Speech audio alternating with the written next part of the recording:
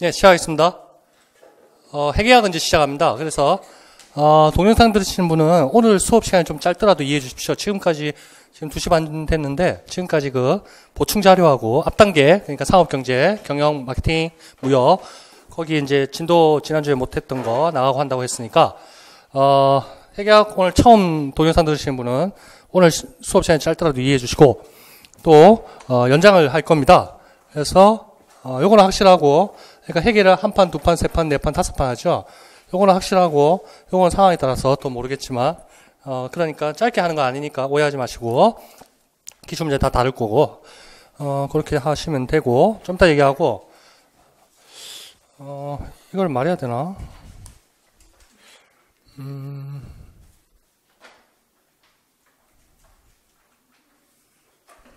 앞 단계에 붙이기도 좀 힘드네. 그럼 우리가 지금 듣는 분들. 자, 아까 그 경영학 쪽에 요거 5장짜리 있었잖아요.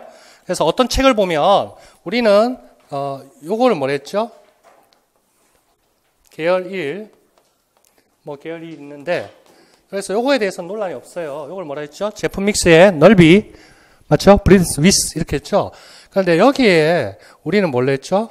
제품 계열의 길이, 요거 다 더하면 제품 믹스의 길이에서 요거를 길이로 하는 것은 맞는데 어떤 책을 보면 또 이거를 깊이로 표현했다고요. 깊이로. 어떤 책들은 그런 것도 있고 해. 유통관리사 책 보면 그것도 아주 좋은 책인데 품목 1, 품목 2, 품목 3인데 요거를 깊이로 표기를 하고 평균 깊이를 내고 막 그러더라고요. 근데 뭔가 통일성이 있어야 되기 때문에 여러 책들의 공통점을 찾으면 여기에 우리는 이렇게 깊이로 알고 있지는 말자고요. 길이로 알자고. 그런데 아까 제품 계열 추가, 확장 또는 연장 전략 했잖아요. 그래서 저는 설명을 이렇게 했었습니다. 겁니다.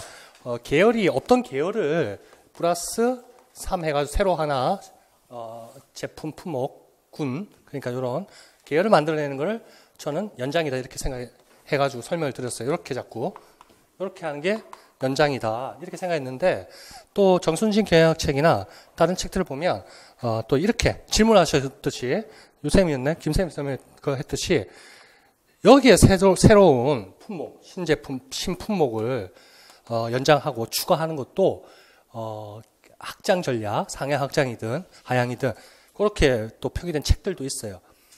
그러니까 저는 이렇게 설명했음에도 불구하고 또 그 프린트물을 보면 또 요거로 오해가 아니고 이렇게 받아들일 수도 있다는 얘기야. 그리고 각각의 책에서도 경영 연습 책에서도 요걸 또 확장 전략이라 하기도 해. 그러니까 출제자의 의도를 잘 파악하는 수밖에 없어. 출제자의 의도. 근데 논란이 있으면 못 내겠지. 위험 부담 때문에. 그래도 냈다 하면 출제자의 의도가 분명히 있고 구별이 가능할 거란 말이에요. 그러니까 그 의도만 어쨌든 제가 볼 때는 요렇게 제품 새로운 이런 신제품 요거를 추가하는 것도 확장 전략이고 한 제품 계열 내에서 품목수 새로운 걸 여기까지 있었는데 붙이는 것도 확장 전략이고 그렇다. 그렇게 두 가지로 받아들일 수 있더라. 그러니까 뭔가 그 교재들이 현장에서 저게 안 되네. 통일성이 좀 없네. 자, 거기까지 하고 이제 회계학 갑니다.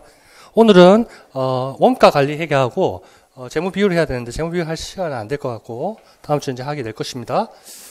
그래서 이제 원가 관리 회계를 하는 이유는 분기 연습도 좀 하면 되고 그리고 제조기업에 대해서 안 나왔어요. 안 나왔는데 CVF라든지 이런 쪽에는 나올 여지가 충분히 있습니다. 그리고 우리가 별책 25호에서도 분명히 원가 관리 회계 내용이 있어요, 없어요? 있어요. 있고 해요. 근데 제가 볼 때는 시험 제도가 2014학년도부터 바뀌면서 출제자가 엄두를 못 내는 것 같아요. 그 다음에 회계학 비중도 그 옛날보다는 많이 좀 줄었고 문제수도, 그러니까 비중 자체가. 그래서 아마 다른 거 낸다고 못 내는 것 같기도 해. 그렇지만 원가 쪽에 CVP라든지 이런 쪽은 해야 되고 기본적으로 제조기업 원가 흐름 따라가면서 분기 연습도 하고 회계적인 마인드도 좀 잡아야 된다고. 그래서 오늘 하는 겁니다. 너무 어렵게 생각하지 마시고 원가 회계 처음 하시는 분도 아주 쉽습니다. 계산도 크게 어려운 게 아닙니다. 글자만 잘 읽으면 글자만 잘 읽으면 되고, 그러니까 숙달만 시키면 되고 하니까 겁내지 마시고 따라오면 됩니다. 자, 하면서 이제 얘기를 하면 되고, 1페이지. 14학년도 회계학 뭐 5문항씩 나왔었다 보시면 되고, 2페이지 16학년도에는 회계학이 4문항 나오고 배점이 14점이었다 보시면 되고, 3페이지 17학년입니다. 최근에 몇 문제 나왔나요? 4문제 나왔습니다. 4문항 4문항 나왔고 13점 배점입니다. 그래서 과연 나는 여기서 4문항 중에서 어떻게 할 것이냐, 몇 점을 맞출 것이냐, 13점 중에 몇 점을 맞출 것이냐, 어떻게 정하고 들어가야 됩니다. 시험장에 각 과목별로 회계학에서 내가 몇 점 이상, 상업경제 몇 점 이상, 1교시 교육학에서 몇 점 이상, 그거 다 목표를 가지고 들어가야 됩니다. 그렇게 하시면 되고, 4페이지의 재무회계 기출분석입니다. 그 뭐 기초 이론부터 해서 순이익 측정, 회계순환과정, 뭐 수익, 건설, 뭐 이런 식으로 있고, 14학년도부터 이제 제도 바뀌고 나서부터입니다. 서술형으로 바뀌고, 단답형 나오고, 그런 식이었는데, 기입형 나오고 했었는데, 어디에 몰려있나요? 매출 채권 5번, 유형자산, 금융자산도 딱 한 번 나왔고, 크게 힘들진 않습니다. 그렇게 하고, 재무 비율 쪽에 한번 보세요. 재무 비율이 14학년도 이전에는 많이 나왔다는 느낌이 옵니다. 현금흐름표도 마찬가지고. 근데 15학년도에는 현금흐름 한번 하나, 재무 비율 한번 나오고 16학년, 17학년도 쉬었다고요. 그러면 누군가 출제자가 건드려야 된다고요. 재무 비율 하나 만만한 거 낼 겁니다. 그래서 반드시 맞춰야 되고, 현금흐름표 나와도 뭐 크게 어렵지 않은 이상 우리는 다 맞출 수 있습니다. 그렇게 하면 되고, 그리고 또 어디 나오겠습니까? 재무제표 큰 틀에서 회계순환 과정에서 결산분계 뭐 이런 식으로 해서 섞어낼 거란 말이에요. 재무 비율하고. 그건 좀 준비하면 되고, 특별한 거 없고, 주식 쪽에 이번에 바뀌어서 나올 여지가 있느냐? 없다. 보고 공부를 할 거고, 너무 어렵게 생각하지 안 했으면 좋습니다. 안 했으면 좋겠고, 그렇게 할 겁니다. 회계학도 다음 주에 뭐 회계학, 재무회계 쪽에 많이 볼 거고, 우리가 회계학이 어떻게 구분되지는 알죠? 회계학이라 함은 어떤 회계, 어떤 회계로 구분합니까? 재무회계 있고, 뭐 세무회계 있을 것이고, 예, 원가관리회계 이렇게 나오는 수가 잘 하십니다. 그럼 재무회계 어떻게 세 가지로 나오면 어떻게 되잖아요? 회계 원리, 중급회계, 고급회계 나오죠. 우리는 요 수준만 하면 됩니다. 요쪽에 관계되는 건 제가 붙여드립니다. 요거 괜히 뭐 들으실 필요 없습니다. 제가 볼 때는 저는 안 듣는다, 안 들었으면 좋겠었고, 요 정도 해가지고 우리가 4문제 중에 일단 한 단계만 1, 2월 달에 강의한 거 들은 사람도 4문제 중에 다 맞췄겠다. 뭐 하여튼 뭐 크게 어렵진 않다고요. 근데 요게 문제라고요. 요게 원가관리회계 봅시다. 5페이지. 자, 14학년도에 12F에서 한번 나왔고 15, 16, 17에서 빵빵빵입니다. 그러나 별책 25에서 당연히 내용이 있다. 그래서 우리는 공부를 해야 된다, 안 해야 된다? 해야 된다. 왜 해야 되냐 하면 나오면 맞춰야 되고, 또 원가관리 회계하면서 분기 연습도 하고 발생주의, 현금주의 개념도 좀 잡고 그런 식입니다. T 계정도 한번 그려보고 어떻게 흐름이 되는지도 봐야 되고 그런 식이기 때문에 공부함에 있어서 시간 아깝다 생각하지 말고 나오면 무조건 나는 맞는다. 그렇게 하면 된다고요. 그리고 나올 거는 빤하다. 어디서 나오는지 빤하다. 그렇게 준비하면 됩니다. 자, 6페이지. 교과 교육 과정의 구조에 관한 겁니다. 별책 25. 요거 뭐 다 언제 봤죠? 언제 다 외우시겠네? 언제 거의 다 외우시죠? 네. 다 외우실 겁니다. 언젠가는 다 외우리. 시험장 들어가는 순간은 다 외우고, 나오는 순간 다 까먹었을 때. 하여튼, 여러분 다 할 수 있습니다. 다 잘 할 겁니다. 잘 할 겁니다. 이거 잘 하죠? 됐고, 밑에 별책 25 그렇게 됐고, 뭐 회계, 뭐 정보처리 시스템 이런 쪽에서 관련있다. 색칠된 것 좀 보시면 되고, 넘기고. 자, 7페이지. 예전에 이제 별책 23호 있을 때입니다. 그거 있을 때 과목에 재무회계 원가관리 6, 7번이 있었네요. 그렇게 보시면 되고, 있었다는 거 정도 말하면 되고, 7페이지 밑에 하단의 회계원리에 대해서 뭐 목표 이런 게 있으니까 그거 보시면 되고, 예전에 별책 23호입니다. 8페이지. 8페이지도 회계 순환 과정에서 아마 갈로 해가지고 나왔을 겁니다. 그 영역 쪽에. 그런 거. 거래 기록, 시산, 비상, 결산, 수정, 문계, 상문마감, 재무자금. 뭐 이런 순서가 있다는 회계 순환 과정. 누구나 다 쓸 수 있을 거고. 뭐, 딴 거 뭐 필요 없잖아. 됐고. 8페이지 됐고요. 9페이지 넘어갑니다. 자, 별책 23호나 25호는 예전부터 계속 많이 우리가 봤었고, 지금 뭐 다룰 내용이 아니기 때문에 안 하는 겁니다. 자, 29페이지 봅시다. 예전에 2014학년도에 나왔던 문제입니다. 내용 책에 영역을 쓰라 했습니다. 그러면 박스에서 그 왼쪽에 있는 거 영역 있죠? 그거 쓰라는 겁니다. 그래서 내용 요소에서 학습 내용까지 서술된 거, 그거까지 다 했습니다. 거래 기록상 뭐죠? 회계의 순환 과정 영역, 순환 과정, 까지만 적으면 되겠네요. 그렇게 하면 되고, 나중에 우리 회계 순환 과정, 결산 분계, 나중에 또 다루게 될 것이고, 회계 순환 과정 쪽에서, 출제 비중이 제일 많았다는 거, 아까 목차 2번 쪽에 있었나요? 재무제표하고 다 해서, 그런 것들 다 공부하게 될 것입니다. 10페이지, 원가관리 회계. 자, 예전에 별책 23호에서 7번 타자 원가관리 회계에서 원가관리 기초, 원가, 조업도 이익 분석. 이게 무슨 분석이죠? C, V, P, C가 뭐죠? 코스트, 원가, V가 뭐죠? 볼륨. 그러니까 수량이 될 수도 있고, 매출액이 될 수도 있고, 하여튼, 볼륨. 그리고 이익은 뭡니까? 프로피트. 그래서 CVP입니다. 뒤에 제가 적어놓은 게 있을 겁니다. 원가 조업도 이익 분석이라 합니다. CVP 분석. 다 됐고, 부분별 원가 계산에서 제작 안적비 배부하고 이런 것들 내용도 있고, 개별 원가 계산, 종합 원가 계산. 개별 원가 계산은 저걸 생각해 주시면 됩니다. 단속 생산 있죠? 우리가 경영에서 배웠던 거. 단속 생산. 뭐죠? 소품종? 다량입니까? 다품종? 소량입니까? 단속 생산. 예, 그렇죠. 그리고, 저거는, 연속 생산은 소품종? 다량이죠. 그래서, 개별적인 제품들이 구색이 다 다양해. 그런 것들, 제품, 원가 계산하는 게 개별 원가 계산이라고 보시면 되고, 종합 원가 계산은, 대량으로 찍어낸 애들 있죠. 석유화학 제품, 자동차, 그런 것들, 종합 원가 계산이다. 공정별로 관리하겠다. 이런 차원입니다. 그 정도만 아시면 되고, 활동 기준 원가 계산 이런 게 있는데, 이것도 이것도 옛날 기준, 옛날 지나간 주제고, 됐어. 그 정도까지 하고, 있다는 것만 보시면 되고, 11페이지. 7차 개정 교육과정 나옵니다. 종합원가 계산은 예전에 있었다. 공구도 아닙니다. 23월 공구도 아니고, 됐고, 넘기고, 12페이지. 자, 이제 들어갑니다.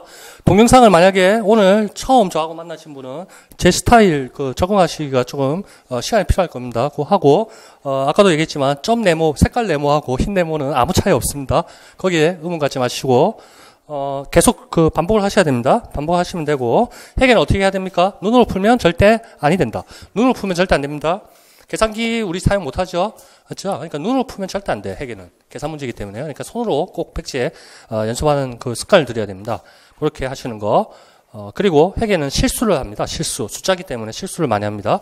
그래서 실수를 방지하기 위해서는 무한 반복할 수밖에 없고, 그리고 계속 했던 문제를 반복해서 푸는 게 좋습니다. 그러면 이제 개념이 잘 몰랐던 것도 문제를 풀면서 개념이 잡히고, 또 개념이 잡히다가 또 안 풀어지는 게 있고, 또 풀다가 개념이 잡히고, 이렇게 왔다 갔다 하면서 단계가 팍팍팍 뛰어오릅니다.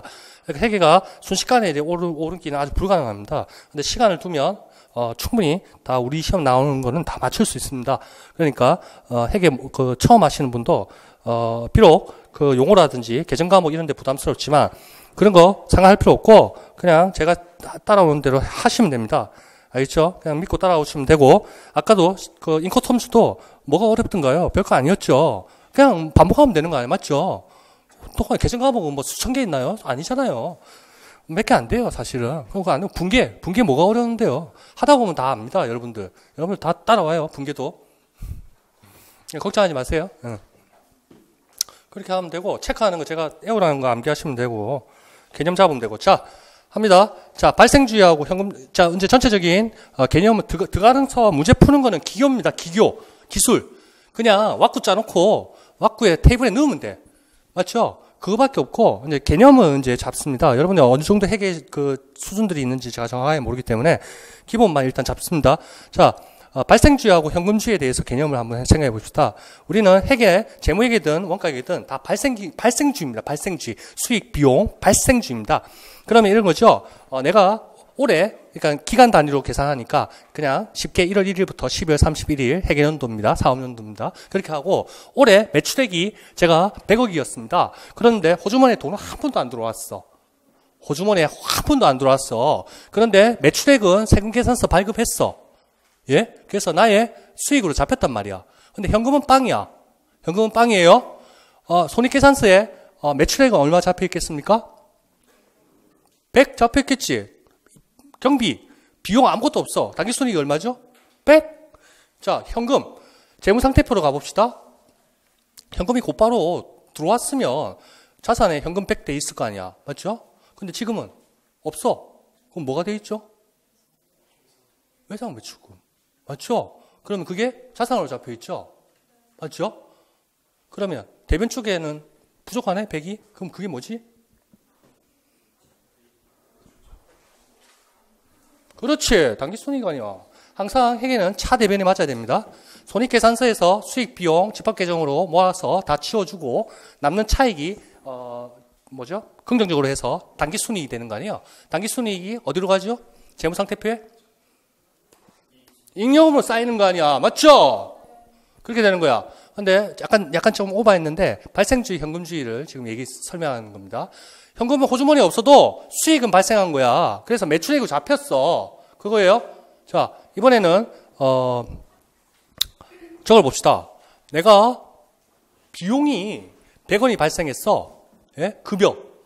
내가 우리 직원한테 1년 동안 급여를 100원을 줘야 돼요. 1년 동안 비용, 급여, 근로자 임금이 100원이 발생했어. 그러면 차변에 급여 해가지고 비용 100원 발생했고, 대변에 내가 연말까지 호주머니에 돈이 없어. 100원을 못 주고 있어. 그럼 그게 뭐죠? 미지급 비용. 맞죠? 부채가 되는 거죠? 재무상태표에 어디로 가 있죠? 부채 항목에 돼 있겠죠? 맞죠? 그러면 만약에 아무것도 없다. 그러면 단기 순손실로 돼 있겠죠? 차대변에 맞게 되는 거고. 자, 그래서 하고 싶은 말이 뭐냐 하면, 재무회계라든지, 우리 원가관리회계에서는 현금 나간 게 기준이 아니야. 현금 받았다고 그때 매출이 잡히는 게 아니야. X1년도, X2년도가 있습니다. 현금은 여기때 들어왔어. 연초에 100원. 그런데 이때의 수익 기속 따져가지고 이때 매출이 발생하는 거야. 알겠죠? 돈만 뒤늦게 들어온 거야. 이런 겁니다. 발생주의, 현금주의. 그래서 우리 현금 흐름표 할 때 단기 순이익에서 다 자산 부채 증감을 다 고려해 준 게 있었다고요. 알겠죠? 그러니까 어떻게 생각하시냐? 호주머니에 돈 나간 게 기준이 아니다는 얘기야. 수익, 비용은. 알겠죠? 그것만 아시면 됩니다. 왜 이런 얘기 하는지 아시죠? 이따가 미지급 급여하고 단기 소비액 그 급여 이런 거 나오기 때문에 그래요. 그러면 발생주의 개념 알았고, 그러면 결산 수정 항목에서 미리 돈을 줬다. 이런 거는 어떻게 됩니까? 대변에 현금 100원이 나갔어. 그런데 이거는 X1년도 올해의 올해의 비용이 아니었어. 내년 비용인데 내가 먼저 줬어. 이런 경우가 자동차 보험 1년 단위로 있잖아요. 그런데 1년치를 한 번에 내. 그럼 내년치 1월 1일부터 6개월이라면 6월 30일까지도 현금은 올해 나갔어. 그럼 다 나갔다고 다 비용이야? 아니지. 그러면 이쪽에서 6개월치는 올해의 비용으로 잡아주고, 또 나머지 6개월치 미리 나간 돈은 뭐로 잡아준다? 그렇지. 자산으로 잡아준다. 그런 거예요. 잘 알고 있고. 자, 발생주의, 현금주의 이제 개념 알았고, 여하튼 잘 모르시면 돈 나간 게 기준이 아니라는 거, 발생주의라는 거, 발생주의. 그래서 이런 경우도 있습니다. 부가세 신고가 이번에 7월 25일까지 하잖아요. 그래서 어떤 기업은 매출액이 100억입니다. 그런데 돈은 7월 25일까지 신고 납부를 해야 되는데 돈은 8월 말에 들어와. 이게 죽는 거 아니야. 10억을 부가세로 내야 되는데. 그럼 어떻게 하겠어요? 그럼 체납자 되죠. 알겠죠? 그래서 발생주의, 현금주의가 그렇게 중요한 겁니다. 알겠죠? 왜요? 그런 사람 많아요. 저도 돈이 없어요, 지금. 부가세 내일 모레 내야 되는데. 예? 돈을 못 받아서 없는 게 아니고, 받은 돈까지 다 써서 예? 그럼 어떻게 하냐고요?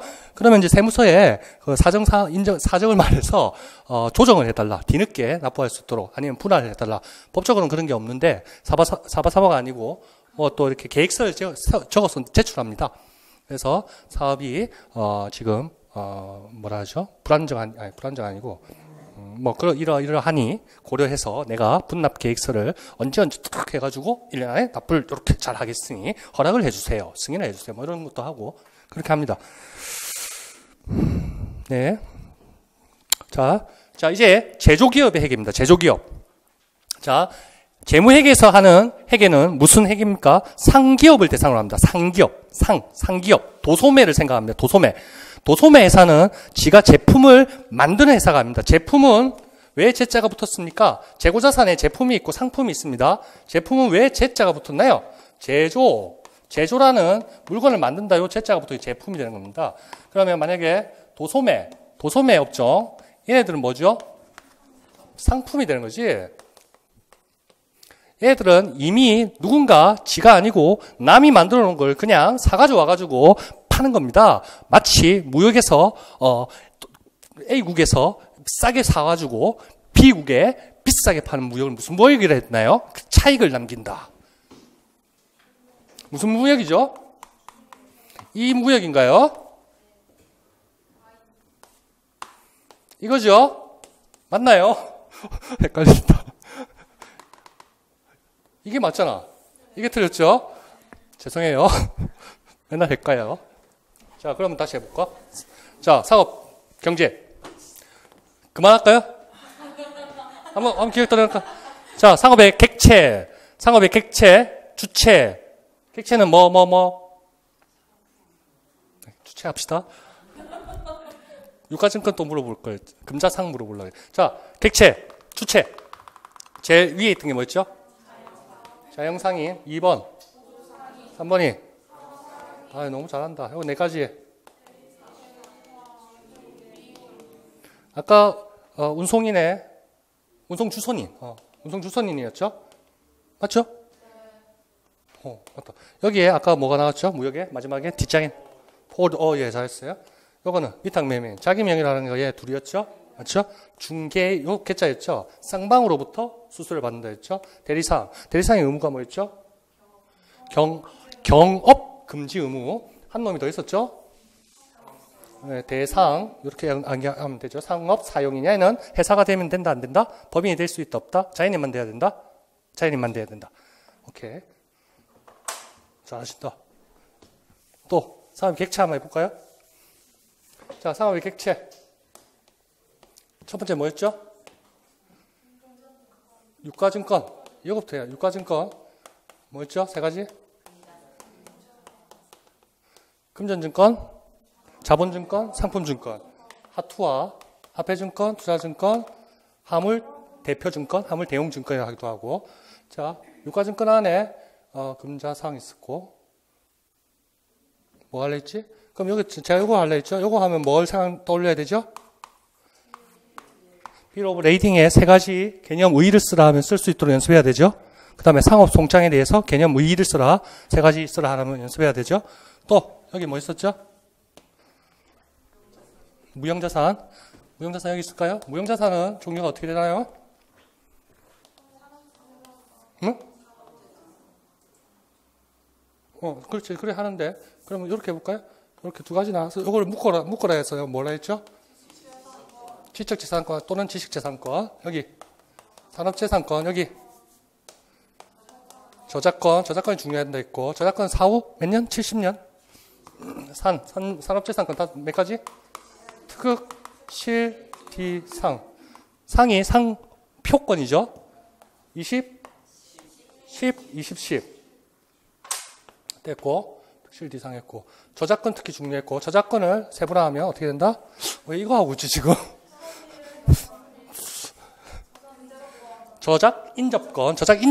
인접권이라는 단어 잘 기억하라 했고. 왜 이걸 하고 있나? 자, 그래서 제조기업은, 도소매 기업은 상품입니다. 남이 만들어 놓은 거 들어오는 겁니다. 얘는 차익을 남긴 애입니다. 알겠죠? 요 개자, 이렇게. 자, 제조는 제품을 만들기, 이거 다 상식으로 알고 있고. 그러면 여러분들 제조회사에서 일해본 사람이 없을 거 아니에요. 맞죠? 제조회사에서. 저는 이제, 한 7년? 제조회사에서 진짜, 열심히, 다들 열심히 사니까. 해서 이해하기 엄청 쉽습니다. 이해하기 쉽고 관리회계 쪽도 그렇고 한데, 자, 물건을 만든다고 생각해 보세요. 어떤 물건을 만들까? 계산기를 만든다 합시다. 요거를 만드는 회사입니다. 그래서 제조업입니다. 제조업. 그럼 요거는 우리가 만들었다. 그럼 이게 상품이 됩니까? 제품이 됩니다. 도소매는 안 한다고 가정하죠. 제품입니다. 제품. 그러면 이 제품 원가라는 게 있습니다. 요 제품을 한 대를 만들기 위해서 원가가 들어야 될까, 투입이 돼야 될 거 아닙니까? 크게 원가 회계에서 3가지 요소로 분류를 합니다. 어떤 게 있을까요? 직접 재료비, 직접 노무비, 잡다한 거, 제조 간접비. 그러면 직접 재료, 그러니까 요거 만들기 위해서 사람도 인력이 투입돼야 되고, 케이스, 플라스틱, 케이스, 여기 칩, 회로, 요거 하면 뭐 다 재료가 들어가야 되잖아요. 그런 게 다 재료비인데 직접 재료비는 뭡니까?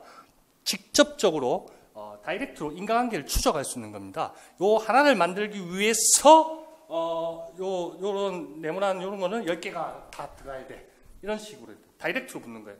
요 한 개의 제품을 만들기 위해서는 케이스가 상하 딱딱 세트로 들어가야 돼. 이렇게 직접 추적이 가능한 거. 그런데 예를 들어서 어떤 본드라든지 뭐랄까요? 뭘로 할까? 뭐 붙이는데 풀 같은 거 필요하다 칩시다. 예, 그런 거는 여기에 직접적으로 추적할 수가 없는 거야. 그런 거는 간접이라는 표현을 씁니다. 간접. 그러니까 우리도 보면 용접봉 같은 거 있잖아요. 용접봉 같은 거 어떻게 생겼는지 아시나요? 이렇게 네모 박스에 든 것도 있고 롤로 된 것도 있고 한데 이렇게 네모 박스에 이렇게 담겨 있습니다. 그럼 여기에 이제 용접봉도 이렇게 수십 개 들어가 있겠지. 근데 이러한 재료는 어떤 이런 제품에 군데군데 다 들어간다고 이렇게 용접봉으로. 근데 이거는 직접적으로 추적할 수 없기 때문에 합리적인 배분 기준에 의해서 그냥 배분하고 치아뿌는 것이 이런 것을 제조 간접비랍니다. 알겠죠? 만약에 공장을 임차해서 공장 건물에 대해서 임차료 같은 게 발생했다 칩시다. 그거를 특정 제품 A, B, C 이러한 제품을 만들고 있는데 공장에서 월 발생한 임차료를 요의 추적을 바로바로 다이렉트로 할 수 있나요? 공장 임차료라는 비용이 A 너만을 위해서 발생했어? 다이렉트로 할 수 없는 거 아니야. 그래서 그런 애들은 합리적인 배분 기준에 의해서 뿌려준다고요. 이렇게 그런 식입니다. 그게 간접, 직접 이런 차이를 생각해 주시면 되고, 그러면 재정원가 3요소가 결정이 났습니다. 됐죠? 그러면 우리가 최종적으로 나오는 모습이 뭐랬죠? 제품이라는 결과물이죠. 요거는 제품이죠. 요건 제품이죠. 근데 요게 아직 위에 케이스가 깍 안 잡혔어. 아직 완성 단계가 아니야. 그 단계를 뭐라 하죠? 요 앞 단계, 전 단계. 그렇지. 그럼 제공품은 세 가지의 요소들이 붙습니다. 직접, 재료비. 그냥 이렇게 구분합니다. 저는 직접 재료비 1번, 동그라미 1번으로 합니다. 2번 어떤 거? 노동, 땀이 들어가야 되잖아. 직접 노무비, 그 다음에 또 뭐 잡다한 거, 제조 간접비, 이러한 것들이 다 뭉쳐져 가지고 제공품을 이루게 됩니다. 됐나요? 요거는 아직 완전한 제품을 안 단 상태야. 미완성. 얘는 완성. 자, 제공품 단계 이러한 세 개들이 합쳐지면 이게 무슨 원가랍니다. 단기에 총 발생한 단기 총 제조 원가 발생한 그러한 게 이 단계에서 단기 총 제조 원가 나오고, 제공품 단계를 거쳐서 완성되는 딱 그 순간 나오는 원가 이름을 뭐라 합니까? 아니, 그거는 팔려야지. 매출이 있어야 되고, 제공품 단계에 요래 있었는데, 미완성 상태에 있었는데, 제품 완성 딱 됐어. 그럼 그때까지 들어간 원가 뭐라 하죠? 단기 제품 제조 원가. 구별해. 어휘만 구별하면 돼. 그러고 나서 제품이 딱 있었고, 재무회계처럼 기초 상품 재고 있고, 그 마찬가지로 하듯이, 기초 제품이 밖으로 팔렸어. 그러면 그때 나오는 비용은 매출 원가. 그렇죠? 쉽죠? 네, 그런 겁니다. 그러니까 쉽게 생각하면 되고, 너무 복잡하게 생각할 필요 없습니다. 암기하라는 것만 암기하면 됩니다. 몇 개 안 됩니다. 알겠죠? 발생주의, 현금주의 알고 뒤에 문제 풀면 다 합니다. 그러니까 걱정 안 해도 됩니다. 그 용어도 다 뒤에 있습니다. 그림도 있고 하니까 걱정 안 해도 됩니다. 그거 따라오시면 되고. 예. 예. 아주 네. 그렇죠. 오타 발견했었습니다. 감사합니다. 너무 비네. 이거 그럼 이때까지 다 오타였겠다. 맞죠? 이때까지 다 오타였겠다. 자, 너무 비. 그 얘기 드릴 거고, 아직 안 됐고. 자, 그러면 전체적인 흐름을 알겠죠? 이제 뭐 몰라도 따라오면서 될 수 있습니다. 그러면 이제 오타 찾았으니 이제 들어가 봅시다. 12페이지 갑니다. 제조원가 흐름하고 개별원가 계산이 됐습니다. 그래서 정상원가 계산이라는 게 또 덧붙여집니다. 정상원가 계산, 개별원가 계산 덧붙여지는 거는 또 문제 다루면서 또 설명해드리고 이런 설명해드립니다. 됐고, 제조활동이 뭡니까? 노동력, 생산시설 등을 이용해서 생산 과정에 투입된 원재료를 제품으로 전환할, 결국 결과물 제품을 만들어내는 그러한 겁니다. 제조활동. 자, 제조원가는 제조원가 활동에서 발생하는 원가고, 뭐, 소비되고 고용되는 원가다. 쓰이는 비용, 들어간 투입된 비용이다. 비제조 원가는 판매 관리비 같은 것들, 판매원 수수료, 그 다음에 판매 과정에서 발생한 뭐 선적비라든지, 판매원 직원의 급여. 자, 제조업 기업. 그러니까 이렇게 생각하면 됩니다. 우리도 회사를 보면 항상 큰 부지에 공장들이 있잖아요. 공장이 이래 있고, 그 다음에 여기에 항상 요 옆에 관리동이 있습니다. 그래, 뭐, 기숙사도 하나 있고, 뭐, 이런 데 있습니다. 여기는 이제 사무요원들이 근무하는 데고, 여기는 공장 요원들이 이제 현장직들이, 제조하는 장소죠. 그러면 얘네들은 제조와 직접적으로 관련이 없다고 이제 일반화 시킵시다. 그럼 얘네들의 비용은 얘네들의 어떤 사람의, 앉아서 사무 처리하는, 회계 처리하는, 아니면, 앉아서 영업하는 판매원, 요런 사람들의 월 급여들이 요 제조원가 제품의 비용으로 볼 수 있느냐 말이지. 그래서 분리하자는 거지. 그래서 얘네들은 판매 관리비로 한다고. 이따가 손익계산서 보면 또 알 수 있습니다. 알겠죠? 그러면 이 건물에서 이 사무용 건물에서 발생한 감가상각비는 제조원가일 수 있나요? 제조 활동이 아니라고 봅니다. 그럼 요거는 판매 관리비 쪽에 감가상각비 되는 거야. 그런데 공장 건물 여기서 발생한 감가상각비는 제조원가에 되는. 그렇지. 제조활동으로 돼서. 자, 비제조원가, 그렇게 보시면 되고, 제조원가 분류, 제조원가 3요소, 동그라미 1번 직접 재료비, 직접 노무비, 제조 간접비 된다. 됐고, 그 다음에 한 가지 용어만 알면 됩니다. 직접 재료비하고 직접 노무비를 합쳐가지고 무슨 원가를 합니까? 기억합시다. 기본 원가 또는 기초원가. 알겠죠? 직접 재료비, 직접 노무비가 기본적으로 들어가는 원가야. 맞죠? 큰 금액을 차지하겠죠? 한 제품에. 그리고 2번에 직접 노무비하고 3번에 제조간접비를 두 개를 합쳐서 뭐라 부른다? 가공원가 또는 전환원가라 합니다. 그것만 잘 기억하면 됩니다. 됐죠? 제조원가 3요소가 있습니다. 첫 번째 뭐죠? 저는 이렇게 씁니다. 그러면 직접 재료인지 알아들어야 됩니다. 이거는 뭐죠? 이렇게 세로로 쓰는 연습을 하세요. 요거 두 개 묶어서 무슨 원가를 하죠? 또는 기초원가 또는 기본원가. 무슨 비라 하기도 하고. 요거 두 개 묶어서 뭐라 하죠? 예, 가공비, 가공원가, 전환원가라 하기도 하고. 요것도 원가로 씁시다. 통일, 가공원가. 이렇게. 하여튼 이렇게 구분하면 됩니다. 알겠죠? 요거는 암기. 요거는 무조건 암기해야 되는 사람. 왜? 이렇게 정해놨어. 생각해보면 기본적으로 들어갈 수밖에 없는 거죠. 재료하고 노무는. 그렇죠? 그래서 기본이라 한다. 뭐 누가 표현을 이렇게 한 거지. 그리고 이거는 직접 노무비도 노동력이라는 뭐 가공하는 단계에서 들어가야 될 것이고 제조 간접비도 주로 그런 단계일 테니까 가공하는 단계일 테니까 뭐 그렇게 우리는 쉽게 그냥 알고 있으면 되고 의미를 부여할 필요 없고 이렇게 정해놨으니까 아예 없는데. 알겠죠? 오케이. 자, 제조할 때 보는 원가의 분류. 이거 너무 쉽습니다. 2008년 공무원 국어. 제조간접비에 포함되어야 하는 것은 제품을 생산하는 제조업의 경우 제조간접비에 포함되는 기획, 임원, 인건비 제조활동인가요? 아니라고 보는 거죠. 2번 공장 전체의 수도관련비 맞습니까? 맞네. 공장이라 했잖아. 제조활동과 관련된 거 아닙니까? 3번 특정 제품 주재료의 매입 운임과 매입 수수료는 어떻습니까? 직접 재료비로 가야겠죠. 4번 특정 생산 라인 작업 인력의 인건비는 뭡니까? 직접 노무비. 여기서 찾아가는 게 뭐야? 제조간접비니까 수도관련비를 봐야겠죠. 수도관련비가 2달에 한 번씩 고지서가 공장에 오는 것 같은데 그러면 그걸 각 제품마다 다이렉트로 이 제품을 위해서 얼마의 수도비가 나갔다고 매칭이 되나요? 추적이 안 된단 말이야. 그럼 합리적인 기준에 배분하면 될 거고 그런 것 의미입니다. 느낌을 잘 받았어요. 밑에 2번. 자, 이것도 한 번만 해봅시다. 자, 2010년 1월에 발생한 제조원가 및 비용인 똑같은 의미입니다. 원가라고 표현하기도 하고 무슨 비라 표현하기도 하고 그냥 잘 받아들이면 됩니다. 비용에 대한 자료가 다음과 같을 때 2001년 1월에 발생한 가공비를 물어봅니다. 뭘 물어보죠? 가공비는 뭐하고 뭐다? 요거 다 찾으면 되는 거 아닙니까? 요걸 물어보는 거 아닙니까? 그러면 직접 노무비 구분해가지고 몇 가지 있는지 합계내고 제조간접비 구분해가 몇 가지 있는지 합계내면 되는 거 아니야. 자, 봅시다. 직접 재료 매입비는 뭡니까? 직접 재료비죠. 직접 노무비는 뭡니까?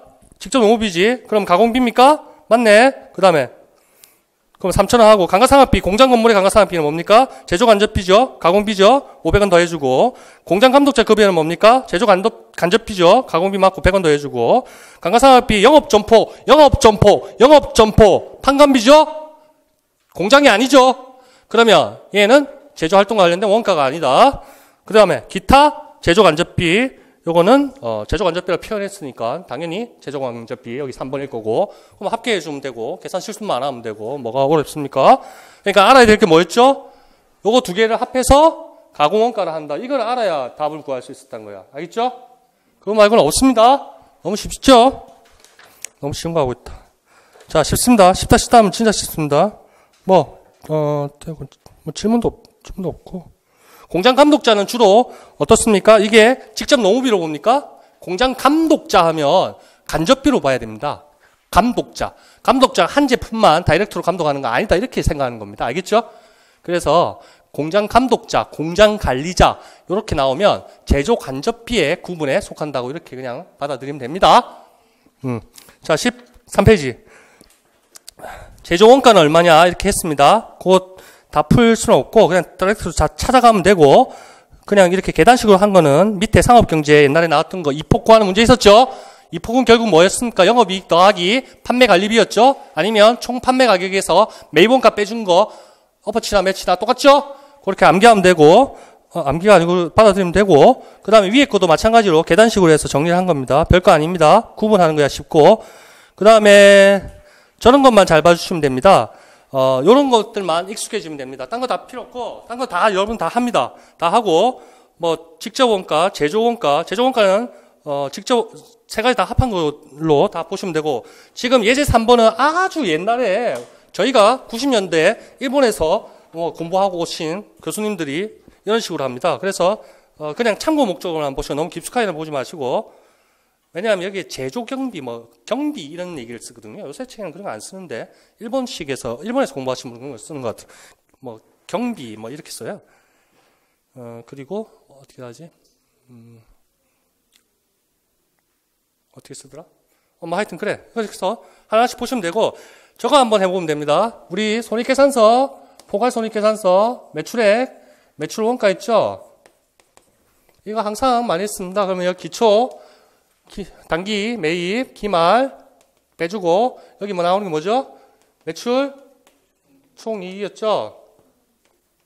여기에 이런 문구만 조심하십시오. 박스에 판매 가격에는 판매 원가에 20% 이익이 가산되어 있다 이렇게 했죠.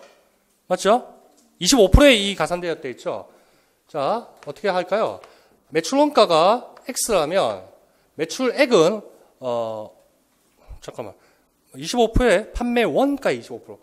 매출액은 무슨 X가 돼야 됩니까? 그렇지. 이런 것만 주의하면 됩니다. 1.25X.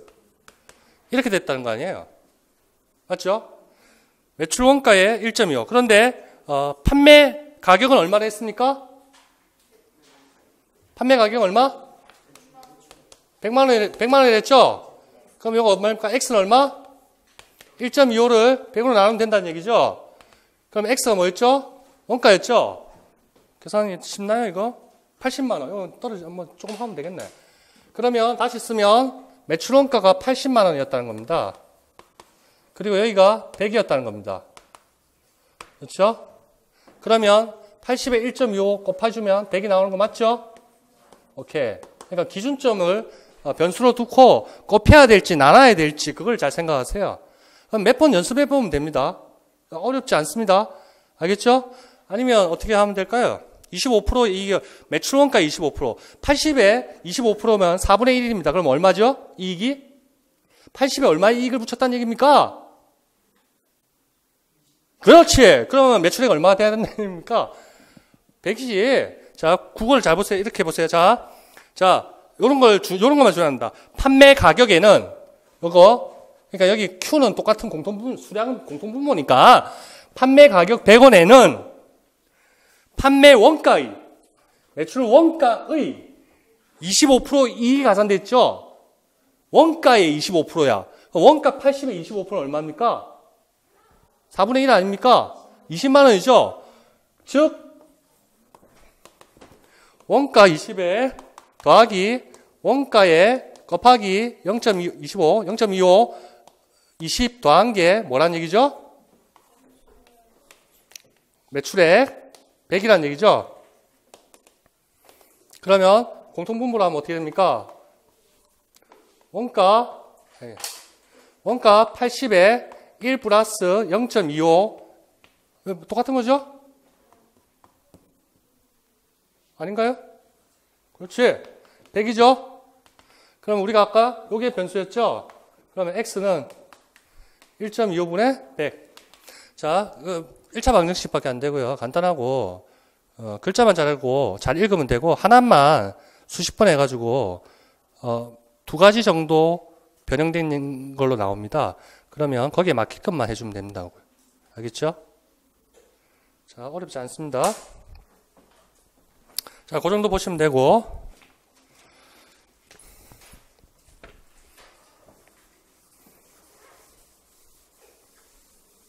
보통 이렇게 숫자가 간단하면 이렇게 생각하시면 됩니다. 우리 손익계산서 보시면 항상 그 재무 비율이 출력되게끔 그 프로그램상에 이렇게 눌려주면 비율이 나옵니다. 그러면 이거 그냥 매출 원가라는 뜻입니다. 매출 총이익.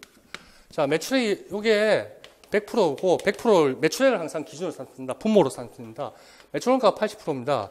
그럼 매출 총이익은 얼마가 돼야 됩니까? 그래, 요 논리입니다, 다.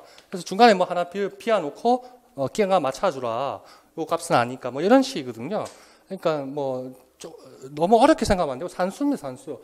그러면 매출액이 100이었다. 그럼 당연히 매출 총이익이 얼마다? 요런 퍼센트였었다. 요거 없었다. 매출 총이익률은 20%다. 요거 딱 정해졌다. 그럼 매출 총이익이 얼마란 얘기죠? 20. 그러면 매출원가 잔액이 얼마 돼야 된다? 뭐, 주로 갈로를 안 치는데. 빼기의 의미니까 다 아시죠? 갈로 안 쳐도 되는 거. 그렇게 해서 보시면 얼마 쉬워, 맞죠? 자, 그래요. 자, 그거 뭐 큰 거 아니야. 그 다음에 13페이지 밑에 하단에 옛날부터 봤던 거 14페이지를 봅니다. 여기서 이제 조금만 주의를 기울이고 몇 가지만 암기하면 됩니다. 이런 식은 문제를 풀면서 나오고 절대 어렵지 않습니다. 알겠죠? 절대 어렵지 않다. 자, 이때까지 했던 거 반복합니다. 자, 머릿속에 연상합니다.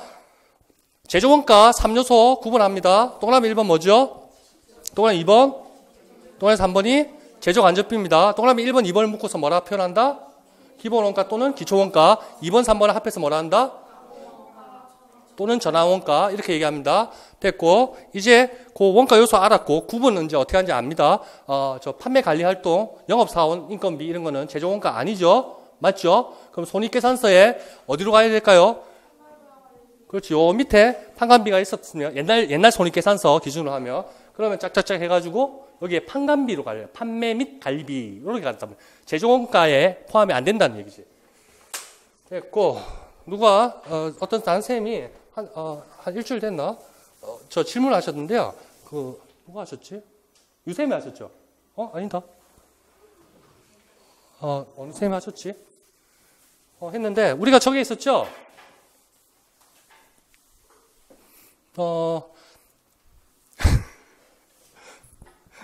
덥다 맞죠? 그게 자동적으로 학원에서 조금만 잘라주시겠습니까? 올라가시면 됩니까? 이게 학원에서 되네. 사람 손이 정확하다. 손이 좋다고요. 손.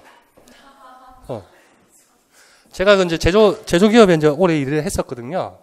그래가지고 뭐 여러 가지 여러분도 많은 경험.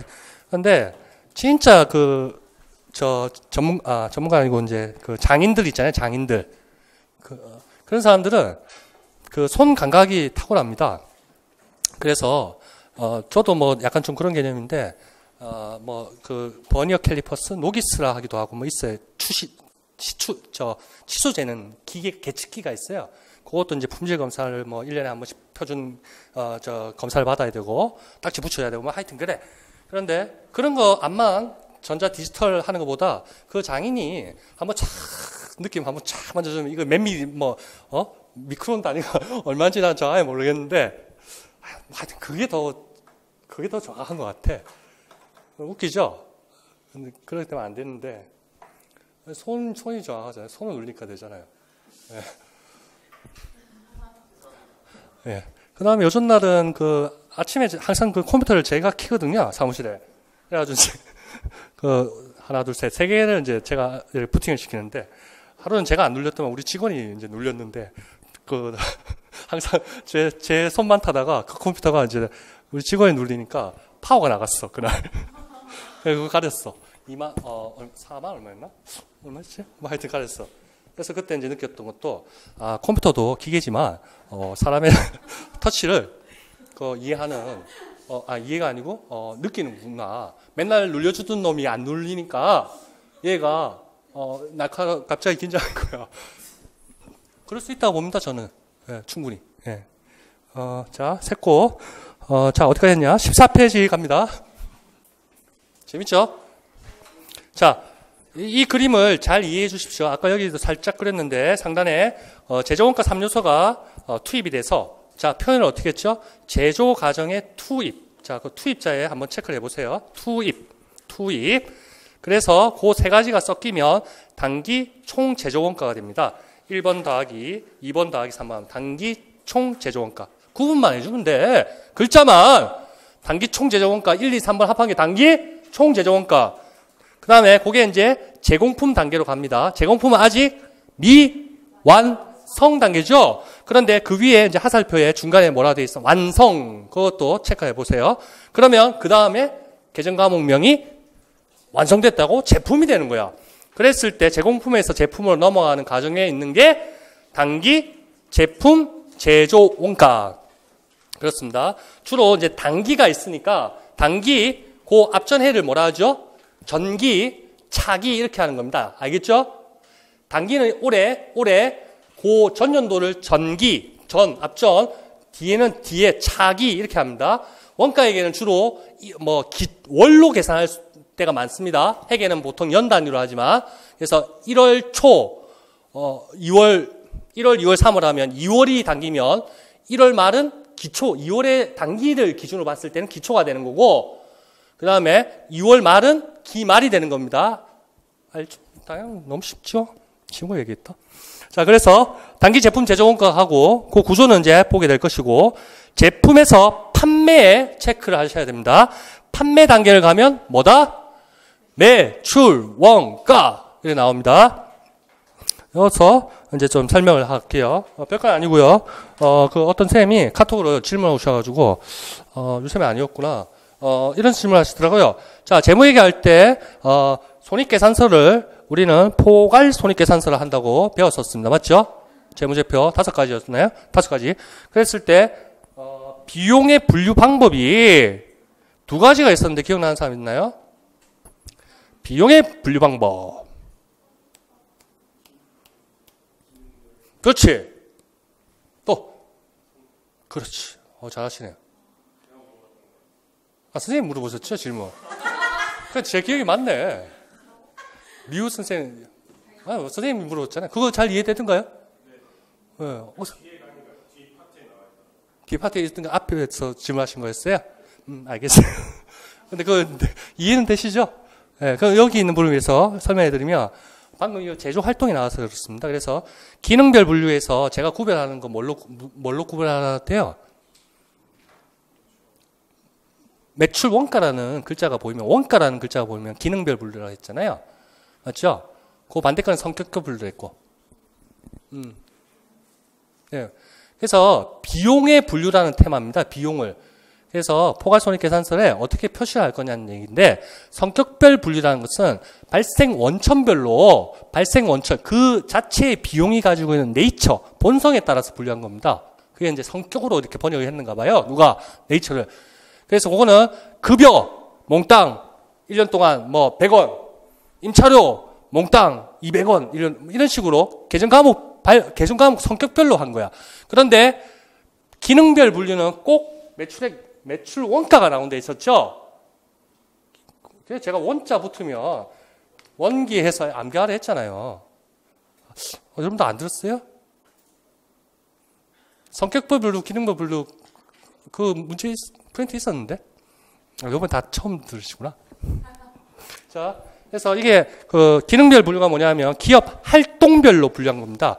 그러니까 방금 있듯이 제조 기업이면 제조 활동이 있을 거란 말이에요. 제조라는 활동이 있고 또 판매라는 활동이 있고 또 영업이라는 활동이 있고 이렇게 구분하는 거야. 제품을 기능별로. 그게 기능의 활동이라는 의미로 시킨다고요. 그러면 만약에 예를 들어서 감가상각비도 성격 분류에서는 뭐 공장 감가상각비든 영업 건물 감가상각비든 그냥 감가상각비 둘 다 100원 해놓으면 될 것을 기능별 분류에서는 활동별로 하니까 공장 건물의 감가상각은 50원이었지. 그럼 그거는 제조 활동으로 가는 거고 또 이쪽으로 판관비 쪽으로 영업 건물의 감가상각비 50원 이렇게 판관비 쪽으로 돌려주는 거야. 그렇게 한 과정에서 자의적인 배분이 나올 수 있다는 거지. 합리적 기준에서 하면 좋을 텐데 그 해결하는 처리하는 담당자가 자의적인 기준. 그래서 자기가 어떠한 뭐라 해야 될까? 자의적인 판단이 들어갈 수 있는 거야. 그래서 그러한 단점이 있더라. 그래서 항상 목적적 합성, 신뢰성 그 두 가지 개념으로서 섞어 쓰면 된다. 이렇게 했어요. 두 가지 중에 어느 게 더 중요하냐? 그렇게 했어요. 그러면 예를 들어서 이런 거지. 제가 공장 활동도 현장에서는 낮에 일하고 밤에는 사무실에서 일한다는 얘기예요. 나는 나의 급여는 월 100만 원 정해져 있다 쳐요. 그러면 나의 급여는 제조원가입니까? 판관비입니까? 애매하죠. 이럴 때 어떤 합리적 배분 기준에 의해서 배분할 것이냐? 누군가 판단해야 된다. 그러면 자의적으로 판단하는 오류를 범할 수 있지 않느냐? 이런 게 단점이 된다. 자, 됐고. 제조원가 그런가? 제조원가 명세서 손익계산서입니다. 그래서 손익계산서는 우리가 많이 봐왔습니다. 맞죠? 손익계산서는 로마자 1번부터 매출액, 매출원가, 매출총이익 나오게 되고 판관비, 직원급여가 나옵니다. 여기서 빼놓은 이유는 위에 판관비 급여가 있기 때문에 해놨을 겁니다. 그래서 결국 단기순이익이 나옵니다. 그리고 여기서 기타가 붙고 이러면 총포괄이익 이렇게 나오겠죠. 그거는 나중에 제목 회계할 때 하고 그 다음에 이제 제조원가 명세서라는 게 있습니다. 제조원가 명세서. 요거를 잘 봅니다. 그래서 제조업체 업종 가진 애들은 항상 그 재무제표에 제조원가 명세서가 첨부되어야 됩니다. 알겠죠? 그러면 왜 제조원가 명세서가 있어야 되는지 결과물로서 역추적을 할 수도 있고 순서대로 갈 수도 있어. 근데 여하튼 제조원가 명세서라는 게 있어야 돼. 제조원가 명세서. 그러면 제조원가 명세서를 구성합니다.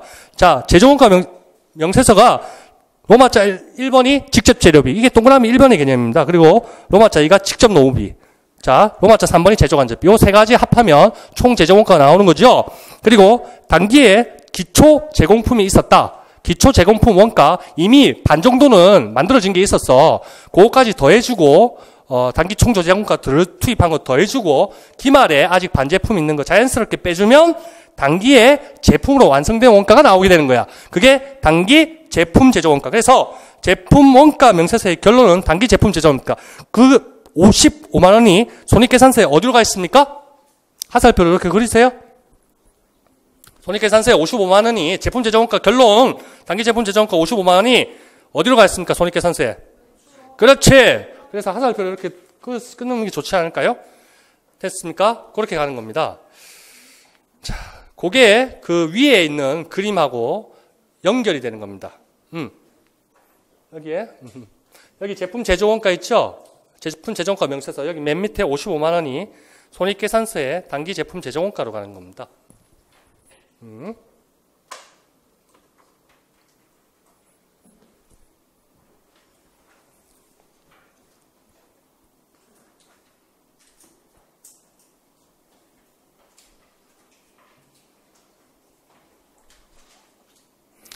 자, 그렇게 보고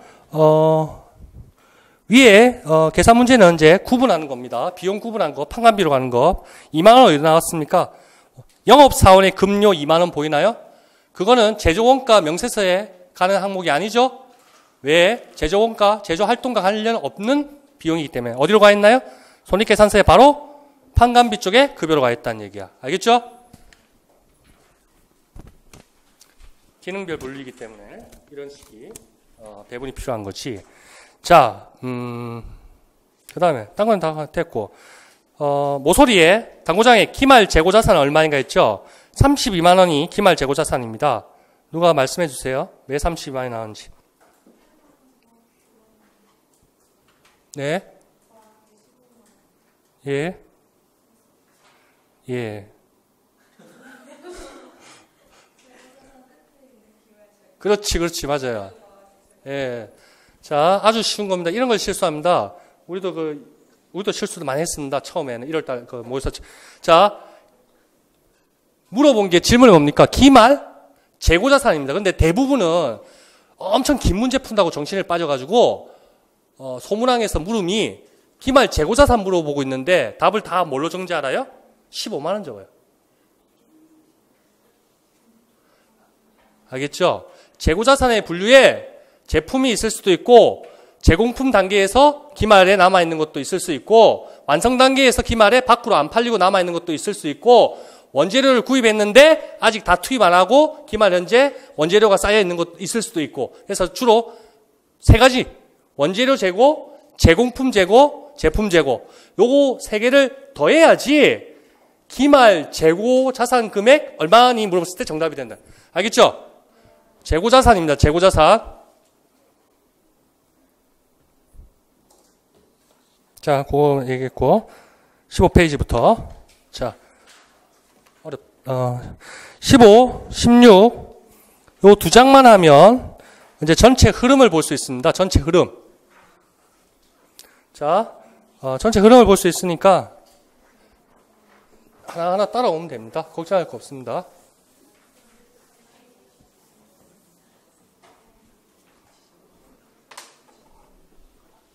자, 15페이지 9번을 보세요. 자, 15페이지 9번. 자, 원재료, 노무비, 제조간접비 이렇게 구분했습니다. 직접 재료비라고 표현한 이유는 재료비 중에서도 추적이 불가능한 간접 재료비가 있기 때문에 그냥 그렇게 했고, 받아들이기에 그냥 세 가지 제조원가, 재료비, 뭐 노무비, 직접 노무비가 있을 수 있고 간접 노무비도 있을 수 있으니까 그거하고 제조간접비다. 이렇게 세 가지로 우리 전제에서 크게 벗어나지 않았다 이렇게 판단합니다. 그런데 원재료 중에서도 A라는 특정 제품과 추적할 수 없는 원재료 그 투입비를 간접 재료비라 합니다. 간접 재료비. 노무비도 간접적으로 투입되는 거, 직접적으로 추적이 안 되는 특정 제품에 그런 간접 노무비가 발생할 수 있습니다. 그래서 간접 재료비나 간접 노무비는 다 같이 어디로 몰아준다? 그렇지. 3번의 제조 간접비로 바로 몰아주면 됩니다. 알겠죠? 왜? 동그라미 1, 2, 3 중에 간접자 들어간 거는 동그라미 3번밖에 없잖아. 그러니까 1번에서 재료비 중에서 간접자 들어간 것도 3번으로 다 몰아줘. 노무비도 마찬가지고. 그렇게 해주시면 됩니다.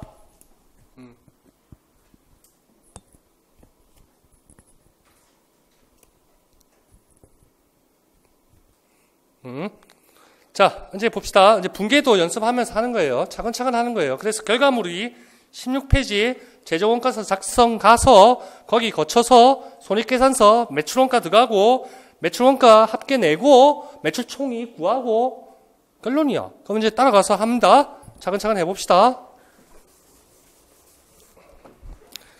자, 분기 처음 잘 모르시는 분은 그냥 연습하시면 됩니다. 크게 어렵지 않습니다. 자, 기초에 원재료 재고액은 20만 원 있었어. 그러니까 기초란 말은 뭐죠? 단기가 아니죠. 전기에 공장 한구통에 재료 쌓인 게 어떤 재료로 할까요? 저 케이스하고 다른 부품들 재료 쌓인 게 20만 원치가 있었다는 얘기야. 그리고 단기에 원재료 매입액은 180만 원이다. 이 중 50만 원은 외상으로 매입했다. 단기 중 원재료 사용액은 170만 원이며 이 중 30만 원은 간접 재료비다. 자, 글자를 잘 읽어야 됩니다. 현금주의, 발생주의를 떠올리면 됩니다. 자, 보세요. 자, 기초 재료는 주어진 값입니다. 20만 원. 항상 원가 문제에 기초에 얼마, 기말에 얼마 이런 건 주어진 값 그냥 대입하면 되는 겁니다. 단기 중 원재료 매입액은 180이다. 이거는 발생주의 개념일까요? 현금주의 개념일까요? 갈로를 잘 봅시다. 이 중 50만 원은 외상 매입했다. 그러면 130만 원은 현금 줬다는 얘기잖아. 맞죠? 그렇다면 180만 원은 발생했다는 얘기다. 그러니까 지급액은 현금 지급액은 이렇게 나올 거라고 어떤 데는 그렇게 표현이 되고 있습니다. 그래서 소비액은 발생액은 그럼 발생주의 개념으로 봅니다. 현금 지급했다는 것은 딱 현금주의로 느낌이 오게끔 되어 있습니다.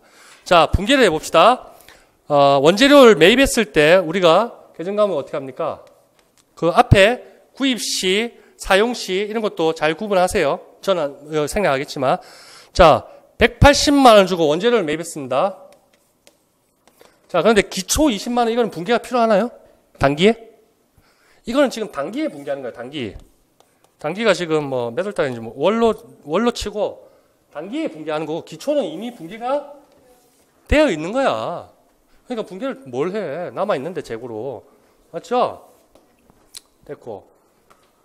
그래서 BS 계정은 항상 누적 잔액이라 했었죠.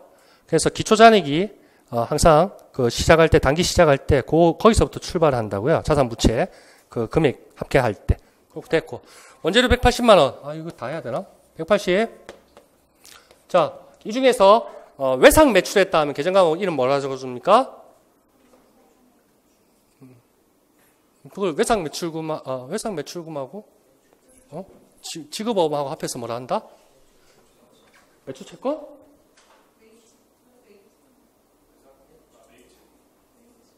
대변에 있잖아요. 대변에는 부채 개념이잖아. 그러니까 자기 베이스 자리가 우리가 항상 재무상태표 했으면 여기에 제가 자산 적어줬죠.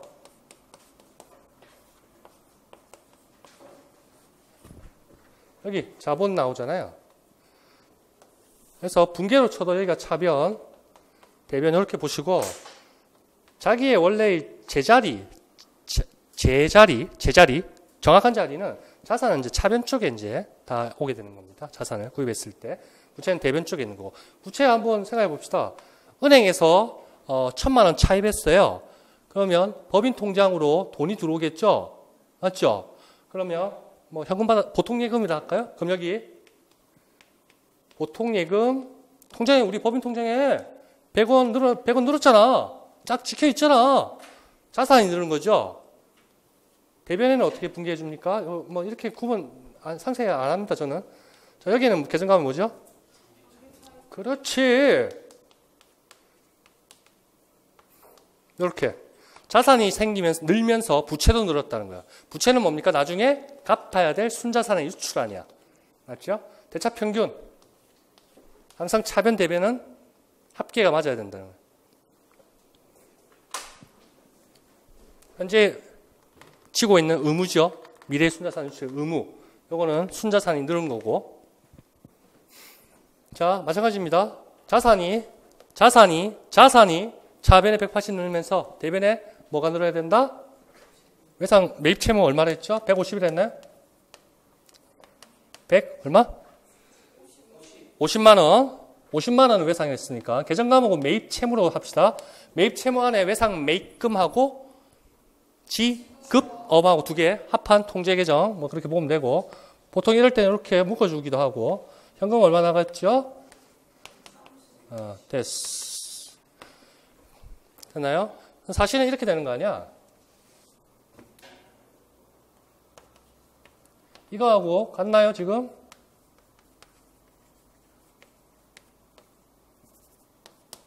여기 180 아까 하나로 적었잖아. 맞죠? 자, 이렇게 구분했어. 그러면 제조원가 단기에 원재료 매입액, 발생주에 의한 매입액은 얼마입니까? 현금주에 의한 매입액은 얼마입니까? 그렇지. 너무 대답을 잘한다. 그럼 발생주에 의한 거는? 그렇지. 이렇게 하니까 더 쉽죠? 분류가 되죠? 이렇게 끄면 되니까. 그렇죠?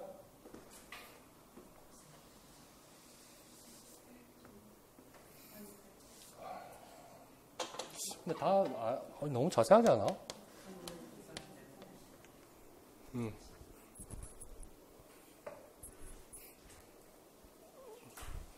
좀 하세요. 질문도 하고 천천히 하다 보면 다 됩니다. 걱정하지 말고. 자, 그렇게 하고 사용 시에는 어떻게 합니까? 그러니까 제공품 계정으로 넘어가는 거죠. 이게 구입 시에. 그러면 이럴 때 분개가 되는 겁니다. 자, 항상 이제 앞에서 이제 지금은 이론적인 거고 기본을 잡는 거고 뒤에 기출문제 풀면 신속하게 이제 풉니다. 항상 제공품을 중간에 둡니다. T 계정을. 저는 오른쪽에 제품이 나올 겁니다. 예. 여기 뭐 직접 재료비라 할까요? 뭐 원재료비라 할까요? 직접 재료비나 또는 간접 재료비가 있으면 구분해 주면 되고. 자, 여기에서 직접 재료비 발생한 게 이렇게 가게 됩니다. 그럼 직접 농업이 이제 또 농업이 미지급 계정이 있으면 그것도 이렇게 오게 되고, 제조 간접비도 같은 T 계정 맥락으로 이렇게 오게 됩니다. 그래서 지금 여기에 140이네요. 140. 요 분계입니다. 요 분계. 자, 이게 어떤 단계에 있느냐 하면 아까 14페이지에 저겁니다. 제조 과정의 투입. 요 세 가지 중에 첫 번째 직접 재료비가 제공품 단계로 넘어가기 위해서 여기에는 기초부터 반제품 완성 안 된 상태로 남아있는 게 있을 것이고, 넘어온 게 있을 것이고, 요 과정입니다. 요 과정. 요 과정. 그래서 뭐라 했죠? 투입이라고 표현해줬죠? 그 과정입니다. 자, 금액은 왜 140이 되는지 봅시다. 단기적 원재료 사용액은 170을 했다. 원재료 사용은 140이고, 이 중 30만원 간접 재료비였다. 요 분계입니다. 요거는 원재료 구입할 때의 분계고, 원재료 사용할 때, 그러니까 사용이라는 게 이꼬르 투입의 의미로 보시면 됩니다. 투입. 오케이? 용어가 약간씩 다릅니다. 틀릴 수 있습니다. 사용액, 소비액, 투입액, 이런 식으로 보시면 됩니다. 알겠죠? 자, 사용이라고 했고, 원재료 사용액은 170입니다. 그럼 원재료가 이미 밖으로 나간 게 하늘로 이제 제조 과정에 투입돼서 원재료가 170이 대변적으로 빠져나가고, 얘가 모습을 바꿔서 그중 30만 원 간접 재료비였다 했습니다. 간접 재료비. 그럼 간접 재료비는 간접자가 붙었으니까 1, 2, 3 중에 여기로 가라 했죠? 그래서 계정 과목 제조 간접비를 몰아주면 돼. 그게 얼마나 했죠? 30만 원. 그러면 투입한 거 170에서 30을 뺀 140이 뭐가 돼야 된다?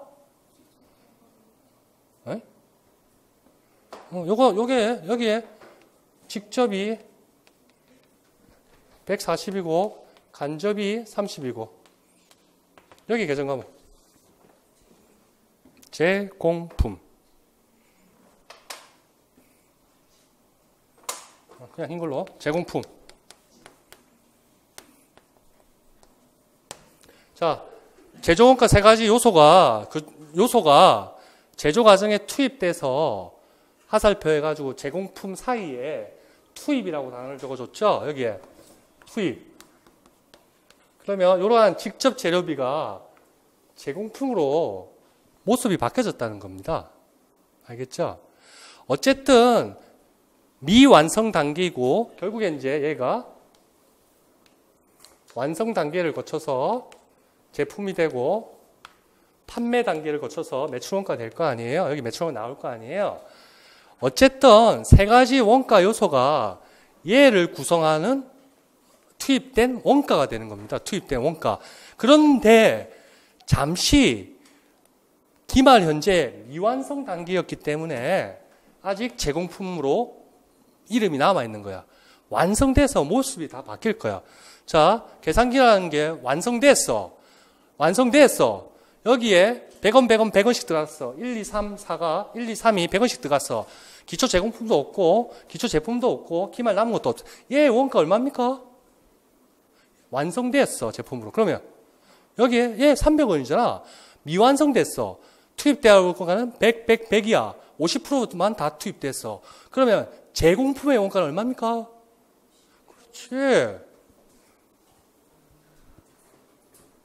자, 제공. 한 번 더. 예. 자, 그러니까 갑자기 생각나는데, 아까 그림을 잘 생각하세요. 단어 잘 보시고, 투입 또는 뭐라 했죠? 소비액이라고 사용, 소비액, 이렇게 표현하기도 합니다. 여하튼. 자, 제조원가 3요소가 있어. 재료, 노동력, 그 다음 잡다한 거, 이래 투입돼서 얘의 투입된 원가가 되는 건데, 얘가 이렇게 미완성 단계, 얘는 미완성 단계를 했죠? 그때 계정 과목이 재고자산이 제공품이랬잖아. 얘는 완성이 돼야 이제 그 이름이 제품으로 바뀌는 거야. 그리고 판매되면 이제 매출원가 뽑아지게 되는 거고. 그런데 기초 제공품이라든지 기초 제품 아무것도 없고 여기에 원가 세 가지 요소가 1, 2, 3번이 100씩 들어갔어. 얘가 완성됐어. 그러면 얘의 원가 얼마죠? 300이야. 근데 얘가 반제품 상태로 요 딱꿍이 안 닫혀서 50% 정도만 가공됐다. 그럼 다 비례한다 쳐. 그럼 얘 제공품의 원가는 얼마죠? 150. 맞죠? 50, 50, 50. 세 개 더하면 150. 그러니까 제가 하고 싶은 말은 뭐냐 하면 완성 단계냐 아직 미완성 단계냐 이걸로 구분해서 모습이 변해가는 게 요 이름이 이렇게 됐네. 요거는 미완성. 아직 완성이 여기 있잖아. 완성이 요 중간 딱 넘어와야 여기 분기점. 그래서 이건 미완성. 이거 안 써도 됐다. 알겠죠? 그런 겁니다. 그래서 이름이 자꾸 바뀐다는 거예요. 자, 그러면 쉽게 이렇게 합니다. 1, 2, 3번 원가도 마찬가지인데, 자, 직접 재료비 발생한 게 100원입니다. 현금 나갔습니다. 그냥 현금 쉽게 나갔습니다. 직접 노무비 발생한 거 100원입니다. 현금 나갔습니다. 요거 차변, 대변 이렇게 저는 이렇게 합니다. 네. 현금 100원 나갔습니다. 제조 간접비 어떤 항목들이 있는지 모르지만 100원 나갔습니다. 100원 나갔습니다. 이꼬로 100원 발생했습니다. 똑같다고 지금 하는 겁니다. 현금적인 발생 중에 안 하고 투입됐다. 소비됐다. 똑같은 얘기. 현금 100원. 자, 요까지 제조원가 3요소죠. 그 다음에 얘네들이 반제품 단계에 있으면 모습을 어떻게 바꾸면 좀 위에 쓸 걸 그랬다. 여기 제공품으로 뭉쳐지죠. 뭐가? 1, 2, 3이. 그래서 항상 제가 여기에 제공품 계정 T 계정에 이렇게 뭉치죠. 얘가 모습을 바꿔줘. 그래서 여기 1번 직접 재료비가 차변에 있던 게 대변에 넘어오게 되고 없어진다는 거야. 모습을 바뀌는 거야. 요런 이름이었는데 현금 나간 거는 결정적 사실. 이건 불변의 사실. 모습을 바꿔준다는 거야. 여기 뭐? 직접 노무비 100. 제조 간접비 100. 요거는 어떤 단계? 투입된 단계. 요거는 미완성 단계. 완성됐어. 그러면 대변에 뭐가 가야 되지? 그렇지. 제공품 얼마? 300. 그렇지. 자, 투입 단계. 어디? 여기서 이렇게 넘어가는 요 단계. 자, 요거. 제품 아직 미완성 단계. 요거. 완성 단계. 결국, 요거는 불변의 사실이죠. 차변, 대변, 상경하면 날아가죠. 얘도 없어지죠. 얘도 없어지죠. 또 뭐가 없어져야 되죠? 남는 거. 자, 제품이 투입돼서 완성까지 가서 요 전체를 차변, 대변 같은 거 다 상기해주고 날려주면 결국 전체 모습이 하나로 뭉치면 분계가 어떻게 됩니까?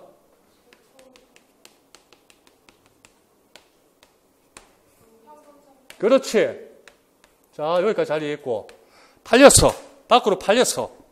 기초 제품 재고 없었어. 기말 제품 재고 없었어. 요거는 요 단계까지 시금한 거. 이번에는 판매까지 됐어. 그럼 분계 어떻게 돼야 됩니까? 요 단계까지 하면 분계가. 이딴 놈 빠져야지. 제품 매출원가 바로 잡읍시다. 매출원가 얼마? 그러면 똑같은 거 날려. 그러면 기업 실체는 법인에서 고주머니에서 법인 통장에서 300원 나갔고 그거는 우리의 매출원가이다. 그러면 상대적으로 저것도 있어야 매출원가가 있었다는 것은 매출이 있었다는 거죠. 그럼 매출이 숨어 있지만 한쪽 기퉁이에 적어놨어. 얼마라고? 500원이라고. 현금 받았다 칩니다. 자, 매출 총이익은 얼마죠? 그렇지. 300원짜리 물건을 원가 300원짜리를 500원에 팔았다는 얘기야. 그러면 매출 원가 아니, 매출 총이익이 매출액에서 매출 원가 빼 매출 총이익이 200원 이익이 난 거야, 내한테. 거기 이제 당기순이익이 싹 쌓일 거고. 그리고 내 호주머니에 결국 돈 300원 나갔는데 돈 500원 들어왔으니 호주머니에는 자산이 200원이 생긴 거야. 알겠죠? 그럼 머릿속에 생각해봐. 차변 대변을. 자산이, 현금이 200이 결국 1년 동안, 한 해 동안 제조 활동을 거쳐서 밖으로 판매돼서 결국 현금이 자산이 200이 통장에 꼽혀 있고 나의 수익 비용 상계하면 결국 차변 쪽에 이익이 200원 생기는 거야. 단기순이익. 자, 그래서 이렇게 넘어가는 전체 과정을 잘 이해해 주시면 그 분계가 여기 5페이지, 15페이지, 16페이지 다 숨어 있습니다. 그 다음부터는 일사천리로 문제 푸는 스킬만 얻으면 됩니다. 알겠죠? 힘들지 않습니다. 어렵게 생각하지 마세요, 절대. 어렵게 생각할 필요 절대 없습니다. 어렵게 생각하지 마세요. 자, 그리고, 이거 이제 잘 하시는 분도 계시는데, 이제 물어볼게요. 이거 잘 적어놨네. 자, 요 단계에, 지금 투입 단계, 직접 재료비가, 반제품 단계, 제공부에 투입하는 단계, 요 분계를 한번 해봅시다. 요 분계. 요 분계를 누가 한번 해주세요. 금액은 140으로 정해졌습니다. 왜? 여기에, 제공품 쪽으로 가는 게 140으로 정해졌기 때문에. 했네, 벌써? 근데 요 T 계정으로, 요런 자료가 없었고, 시험지에 T 계정 쪽으로 이렇게 나왔을 때 분계를 이제 역발상으로 생각하는 겁니다. 그랬을 때, 요 투입되는 요 단계에, 직접 재료비가 제공품으로 투입되는 요 단계에 분계를 하란 말입니다. 어떻게 합니까? 여긴 다 직접 재료비라는 말이 아마 앞에 숨어져 있는 거고, 직접 재료비, 소비액 또는 사용액, 뭐 이런 식으로 되는 거예요. 여기 분계를, 여기에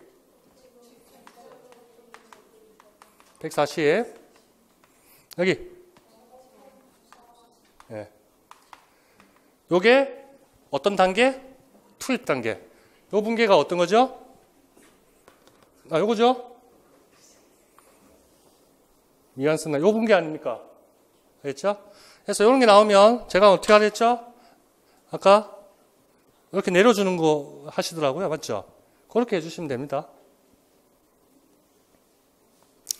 요게 T 계정에 제목이 있는 요 계정 과목이 이 자리를 빡 차고 낑기 들어가고 기존에 있던 놈은 반대편으로 튕긴다 이렇게 생각하면 돼요. 요 T 계정을 보고 분계를 연상하면 어떻게 됩니까? 요 T 계정을 보고 제공품이 차변에 있잖아.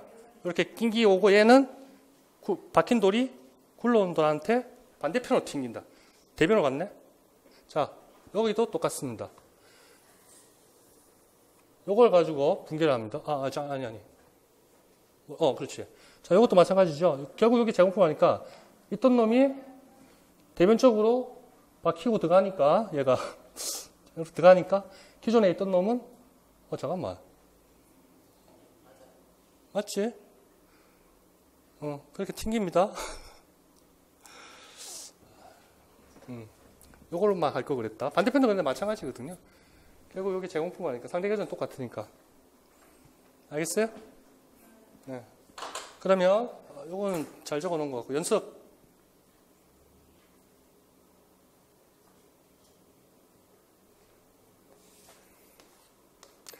자, 회계도 연습하면서 매출 채권 자산 항목입니까? 매출 채권은 뭐죠? 아까 외상 매출금 더하기. 그렇지. 자, 기초 뭐 이따 치고 기말 이따 치고. 여기에 계정가면 뭐가 들어가면 좋을까요? 여기에 200원 기말 없다 치고 너무 단순해. 여기에 뭐가 들어갈까요?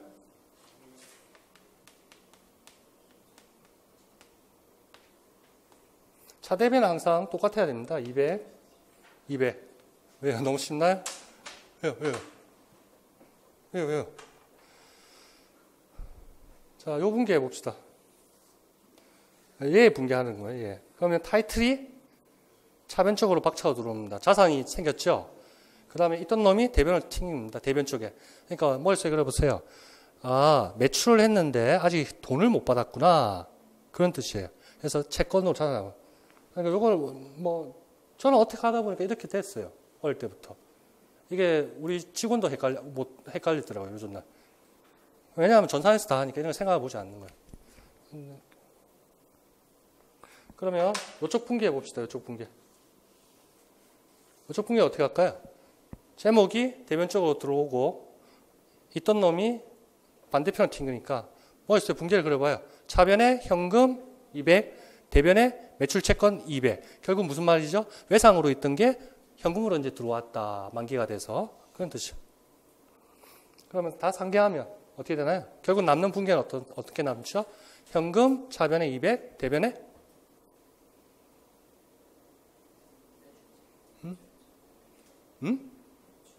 그렇지. 매출 200. 매출 채권은 잔액이 없는데 뭐. 에? 받을 거 다 받았는데 올해 줄 것도 없고 받을 거 다 정기에도 받을 거 다 받았었고 없는데 뭐. 자, 여하튼 이렇게 튕기는 거 그런 것만 연습해 주면 되고. 자, 이제 글자 농업비 같은 거 한번 봅시다. 자, 단기 중 농업비를 오늘 16페이지까지는 할 겁니다. 여러분 16페이지까지만 할 테니까 조금만 참으세요. 그 동영상 회계 들으신 분은 왜 짧다 그거 오해하지 마시고 지난 보강이 2차례에 걸쳐 있을 것 같은 느낌이 드니까 걱정하지 마시고요. 16페이지까지 하면 되는데. 예. 5분 쉬면 또 저거 정전되면 어떡하려고. 5분 쉬고 그럼 한 시간 더 할까요? 자, 이제 흐름이 있으니까 보세요. 자, 노무비 쪽에 갑니다. 중간에 박스. 단기 중 노무비를 120 지급하였으며 뭐라 했죠? 지급하였다 이랬죠? 발생하였다 했나요? 그러면 갈로 앞에 현금 지급했다. 그게 숨어있는 내용이에요. 알겠어요?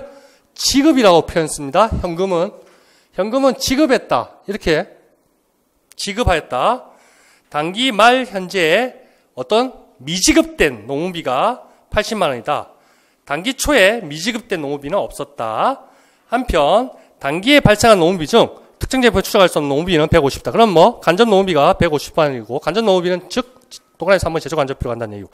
자, 지급 시에 분기를 하였어요. 자, 농무비가 120만 원을 지급했을 때 차변에 농무비 120, 대변에 현금 지급 120 잡습니다. 그런데 기말에 미지급된 게 있었다 했잖아요. 미지급됐다는 게 뭡니까? 비록 현금은 단기에 나가지 않았을지언정 단기에 농무비가 맞다 아니다?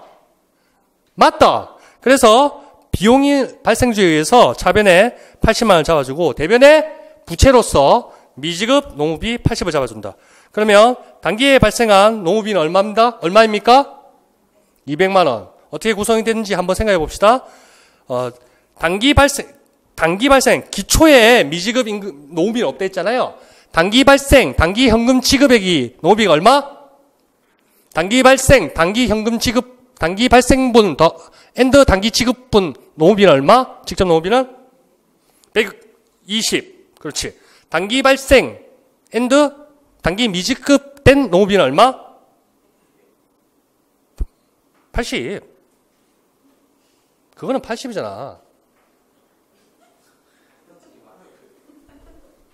그건 80이잖아요. 자, 단기에 지급된 게 얼마나 했죠? 현금 지급된 게 120이잖아요. 그 다음에 기초에 미지급된 게 없다 했었잖아요. 그러니까 기초 미지급된 걸 단기에 지급할 여지는 없는 거 아니에요. 그럼 여기 현금 지급한 120은 단기 발생분을 단기에 현금 준 게 120이었다는 얘기입니다. 그리고 단기말 현재 미지급된 농무비가 80이라는 얘기는 단기에 발생은 80이 했는데 현금으로 못 주고 있던 게 80이라는 얘기입니다. 그럼 결국 단기 발생분은 얼마입니까?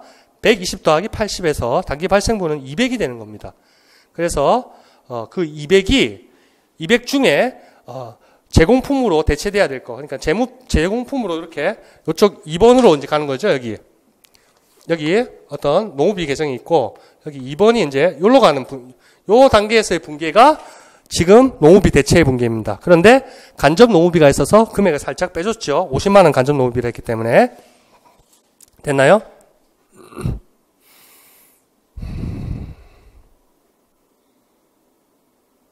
근데 그러니까 첫 번째, 두 번째 줄 그 한편 앞까지는 이렇게 표현할 수 있습니다. 자, 제가 하는 말 잘 들어보세요. 단기에 발생된 노무비는 200이었는데 그 중에 120은 현금 지급하였다. 그러면 나머지 말 안 해도 80은 뭐란 얘기입니까? 미지급 노무비. 알겠죠? 그러면 다른 쪽으로 또 해봅시다. 단기에 기초는 노무비 미지급 금액이 없었고 단기에 현금 취급한 노무비는 120이었고 단기에 똑같은 얘기였구나. 미지급된 게 80이었다. 단기 발생 200이었다. 뭐 하여튼 엎어치나 매치나 다 맞습니다. 근데 뒤에도 나올 거니까 여기서 한번 구체적으로 가봅시다. 여기 이제 지워도 되겠다. 방금 했던 거 나왔으니까 질문하는 것도 기억나고 한번 해봅시다. 자, 노무비에 대해서 주로 미지급 가지고 떠드니까 이렇게 한번 해봅시다. 조금만 참으세요. 다 했어요. 한 30분 더 할 거예요. 아니요, 다 했어요. 진짜 다 했어요. 5분, 아니, 10분 안에 10분 안에 끝내. 시간 금방 갑니다. 자, 보세요. 지금 현재입니다, 이게. 현재 우리가 원가 계산하는 기간. 잘 들으세요. 기초에 지금 임금입니다. 임금. 미지급 비용. 급여라 하죠. 미지급 비용. 하여튼 인건비. 노무비. 미지급 노무비라고 표시를 해줄게요. 계정하면 뭐 우리는 구매하는 크게 신경 안 쓰니까. 100원 있었어.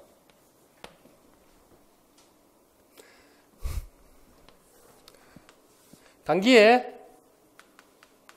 현금, 이거 나중에 하면 진짜 싫습니다. 여러분 다 압니다. 현금 지급한 노무비가 200원입니다.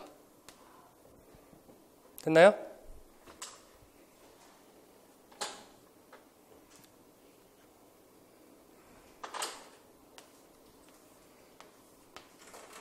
단기라는 말 생각해도 되겠죠. 다 단기에 현금 지급 이렇게 되니까. 미지급한 노무비가 얼마나 할까요? 50입니다. 자, 단기 발생 노무비는 얼마입니까?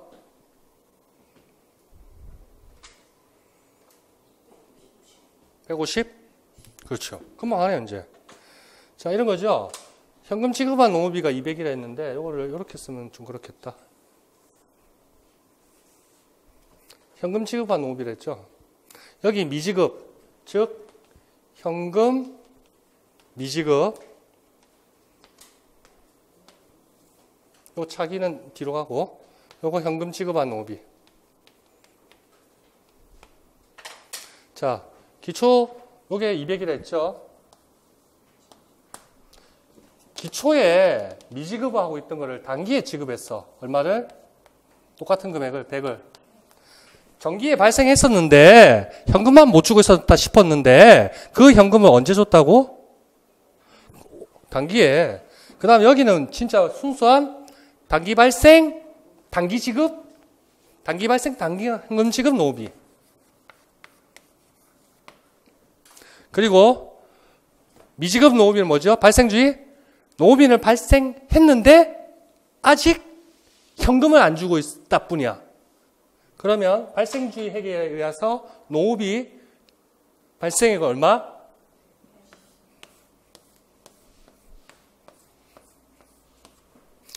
단지 현금을 못 줬다 뿐이야. 요번에 발생했고 단기에 발생했고 단기에 현금 바로 나갔어. 얘는 요때 발생주의 비용이었어. 전기에 발생한 비용이었어. 전기에 100원이 발생했는데 전기 말에 여유가 없어서 호점에서 못 나갔어. 돈 못 주고 있었을 뿐인데 요번에 나갔어. 단기에. 그렇다면 단기에 발생한 비용이야? 이때 발생한 비용이라는데. 그렇지. 그래서 이렇게 구별할 수도 있고요. 여러 가지로 뭐 할 수 있는데 잘 생각해 보면 금방 됩니다. 잘 생각해 보면. 그럼 이렇게 하죠. 이걸 뭐 공식화 하는 건 별로 안 좋은데 어떻게 하면 되나요?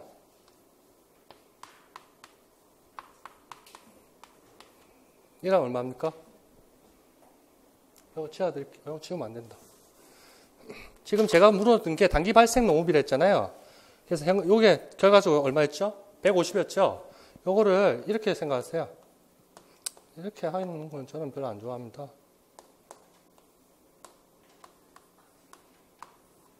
이렇게 하면 얼마 나옵니까? 150 나오죠? 맞죠?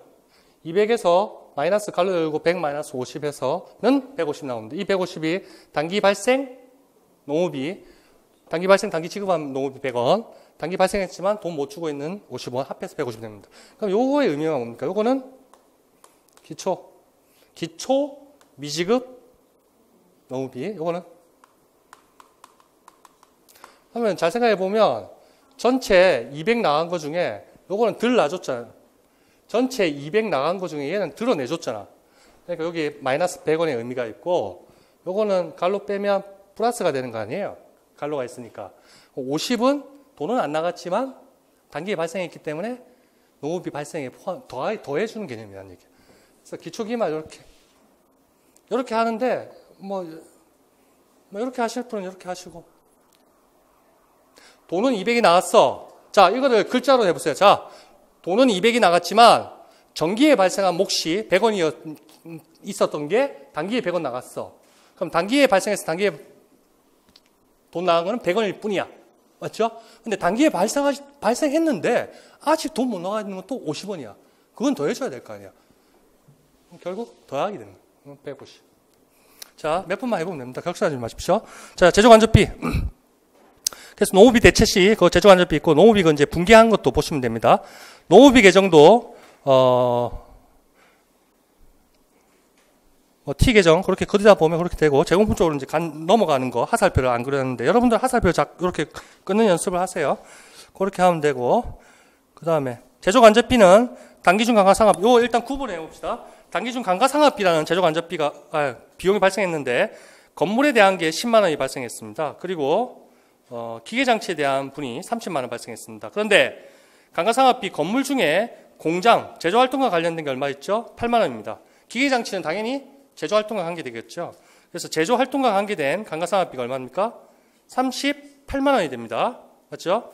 그게 이제 제조간접비의 한 항목을 구성하는 거고, 그 다음에 두 번째 동그라미, 기계장치의 수선유지비, 이것도 제조간접비가 되겠죠? 33만 원짜리는 수선유지비 바로 다이렉트로 가고, 수도강렬비는 5만 원이 발생했는데, 수도비가 5만 원이 발생했는데 공장분 제조 관련된 게 4만 원, 판매 관련된 게 만 원이 있었어. 그러면 제조원가, 제조간접비로 가야 될 거는 공장분 4만 원만 수도강렬비로 가야 될 것이다. 그래서 공장분의 것만 골라내면 38만 원, 감가상각비, 수선유지비 3만 원, 수도강렬비 4만 원, 이렇게 하면 45만 원이 제공품 쪽으로 넘어가게 된다고요.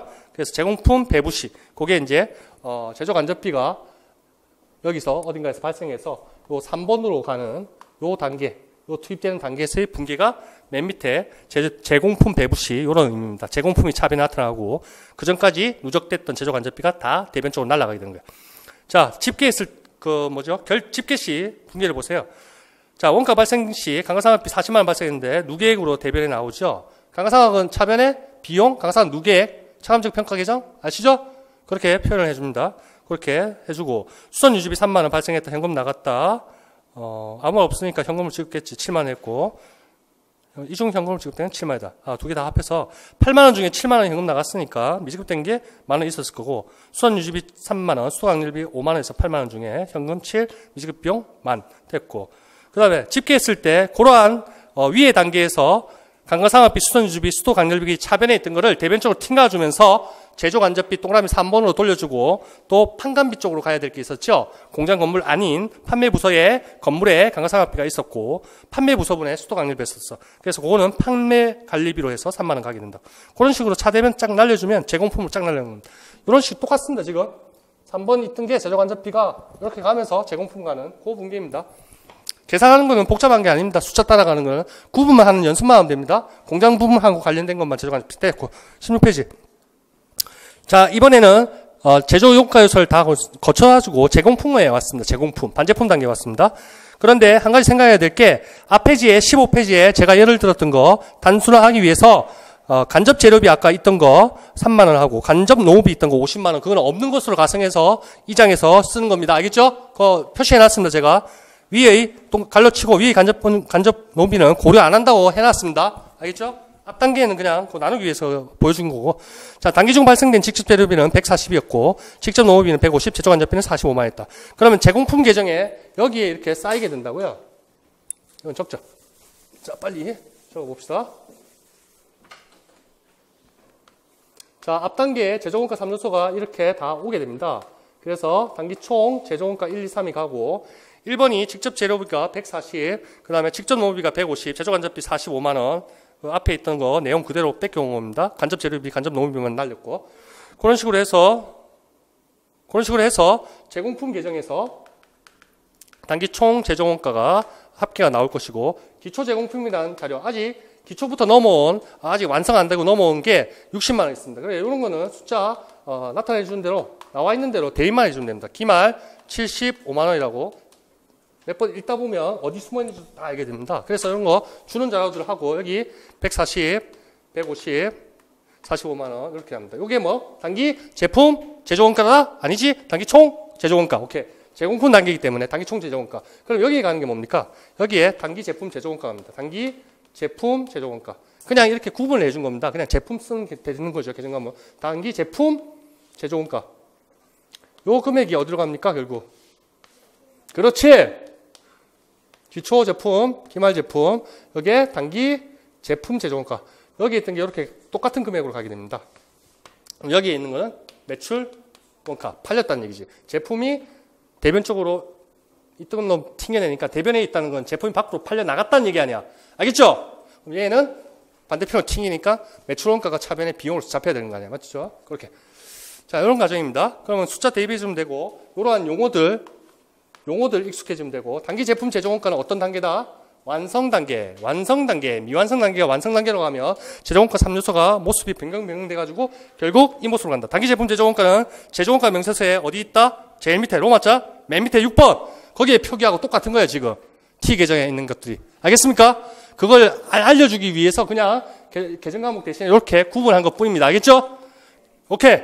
그러면 분계는 위에 같습니다. 제품 완성 시에 차대변 합계하면 기초 제공품 주어진 값 넣고 그래서 차변 합계 395만 원, 기말 제공품 75만 원이 제공품 계정 대변에 있으니까 나머지는 자동적으로 합계해서 밑에서 75만 빼주면 320만이 나온단 말이야. 알겠죠? 차대변 대차 평균에 의해서. 그럼 단기 제품 제조원가는 320이 됐다는 거 알 수 있고 그게 어디로 갔나? 여기로 갔죠? 예, 제품 쪽에. 여기는 기초나 기말 정보가 없으니까 그런 겁니다. 여기 제품 계정에는 정보가 없죠? 있나? 밑에 있는가 보네. 자, 이쪽으로 간다는 거 그렇게 보여주면 되고 분계는 제품 완성 시에 차변의 제품 그 이전 반제품 단계까지 모아져 있던 제공품이 대변으로 튕긴다. 그렇게 보시면 되고 뭐야 이거? 간단하네. 그 다음에 제품 원가 직계수도 제공품 요거죠? 완성 시에 제공품이 어디 있어? 이렇게 일단 직계가 돼야 되잖아. 1, 2, 3이. 그게 이제 직계했을 때 제공품 3350 원재료 튕기고 노무비 튕기고 이거 직접 재료비 직접 노무비 이렇게 해도 되고 제조 간접비 해도 되고 그렇게 튕기는 거 그렇게 하면 된다. 자, 이번에는 제품 단계입니다. 제품 단계 어떻다? 완성이 돼가지고 이 단계 왔다는 겁니다. 제품 단계. 이제 팔리면 매출 원가라는 계정 과목이 비용이 나와야 된다는 얘기지. 자, 단기 완성된 제품의 원가는 320만 원이고 그 320이 뭐다? 단기 제품 제조 원가. 그렇지. 기초 제품 재고액은 25만 원 있었고 주어진 값 T 계정에 제품 계정에 기초 기말 주어진 값 넣어주면 되고 기말 제공품은 제품 재고 50만 원 넣어주면 되고 단기 중에 원가의 20% 이익을 가산하여 제품을 외상으로 판매했다. 자, 원가의 20%의 이익을 가산했다 했죠? 그럼 원가를 X로 놓으면 매출 원가를 X로 놓으면 매출액은 얼마입니까? 1.2X 아니야. 그렇게 해서 방정식 풀면 된다고요. 단기 중 원가 20% 가산하여 제품은 외상으로 판매하였다. 자, 완성 시에 이제 제품 제공품 320만 원, 단기 제품 제조원가 그 분계고, 그 다음에 판매했을 때 완성 제품의 원가가 320이니까 거기에 1.2 곱해주면 되는 거 아닙니까? 제품의 원가 아니지?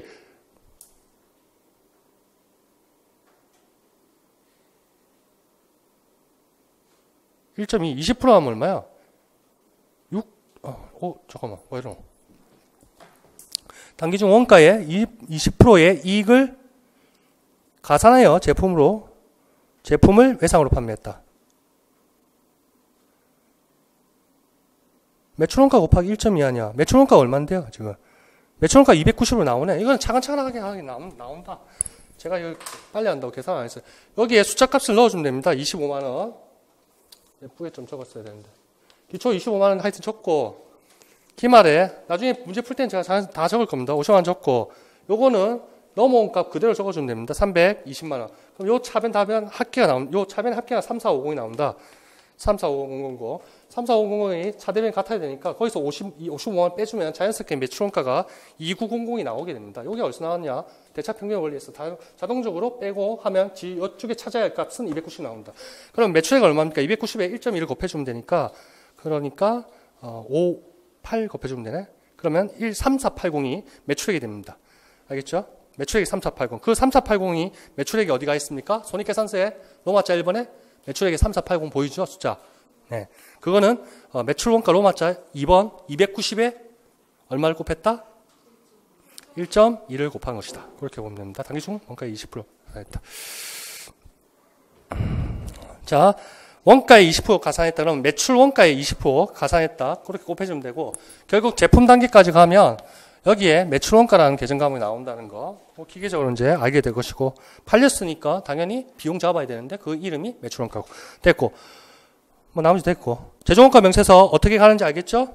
1, 2, 3이 합쳐져서 단기 총 제조원가 투입 단계 그리고 반제품인 제공품 단계를 거쳐서 완성되면 단기 제품 제조원가 결론값 나고 그 단기 제품 제조원가가 손익계산서에 있는 기초제품 더하기 단기 제품 제조원가 단기에 만든 분이라는 얘기죠. 그거가 합쳐져가지고 기말 남은 거 빼주면 밖으로 팔린 게 얼마냐 자동적으로 계산된다. 그게 매출원가다. 매출액은 매출원가에 뭐 몇 프로 이익을 가산한다. 뭐 단기순 이익에 매출 총 이익의 몇 프로다고 그거는 주어진 대로 정해주면 되고 그렇게 해서 결국에 구하라는 게 뭐 매출 총 이익이 얼마냐 하면 매출액에서 매출 원가 빼서 매출 총 이익 구하면 된다. 그렇게 하면 됩니다. 16페이지까지 하는 걸로 하고요. 나머지는 다음 주에 가서 하겠습니다. 고생 많으셨고요. 다음 주에 뵙도록 하겠습니다. 수고하셨습니다. 예.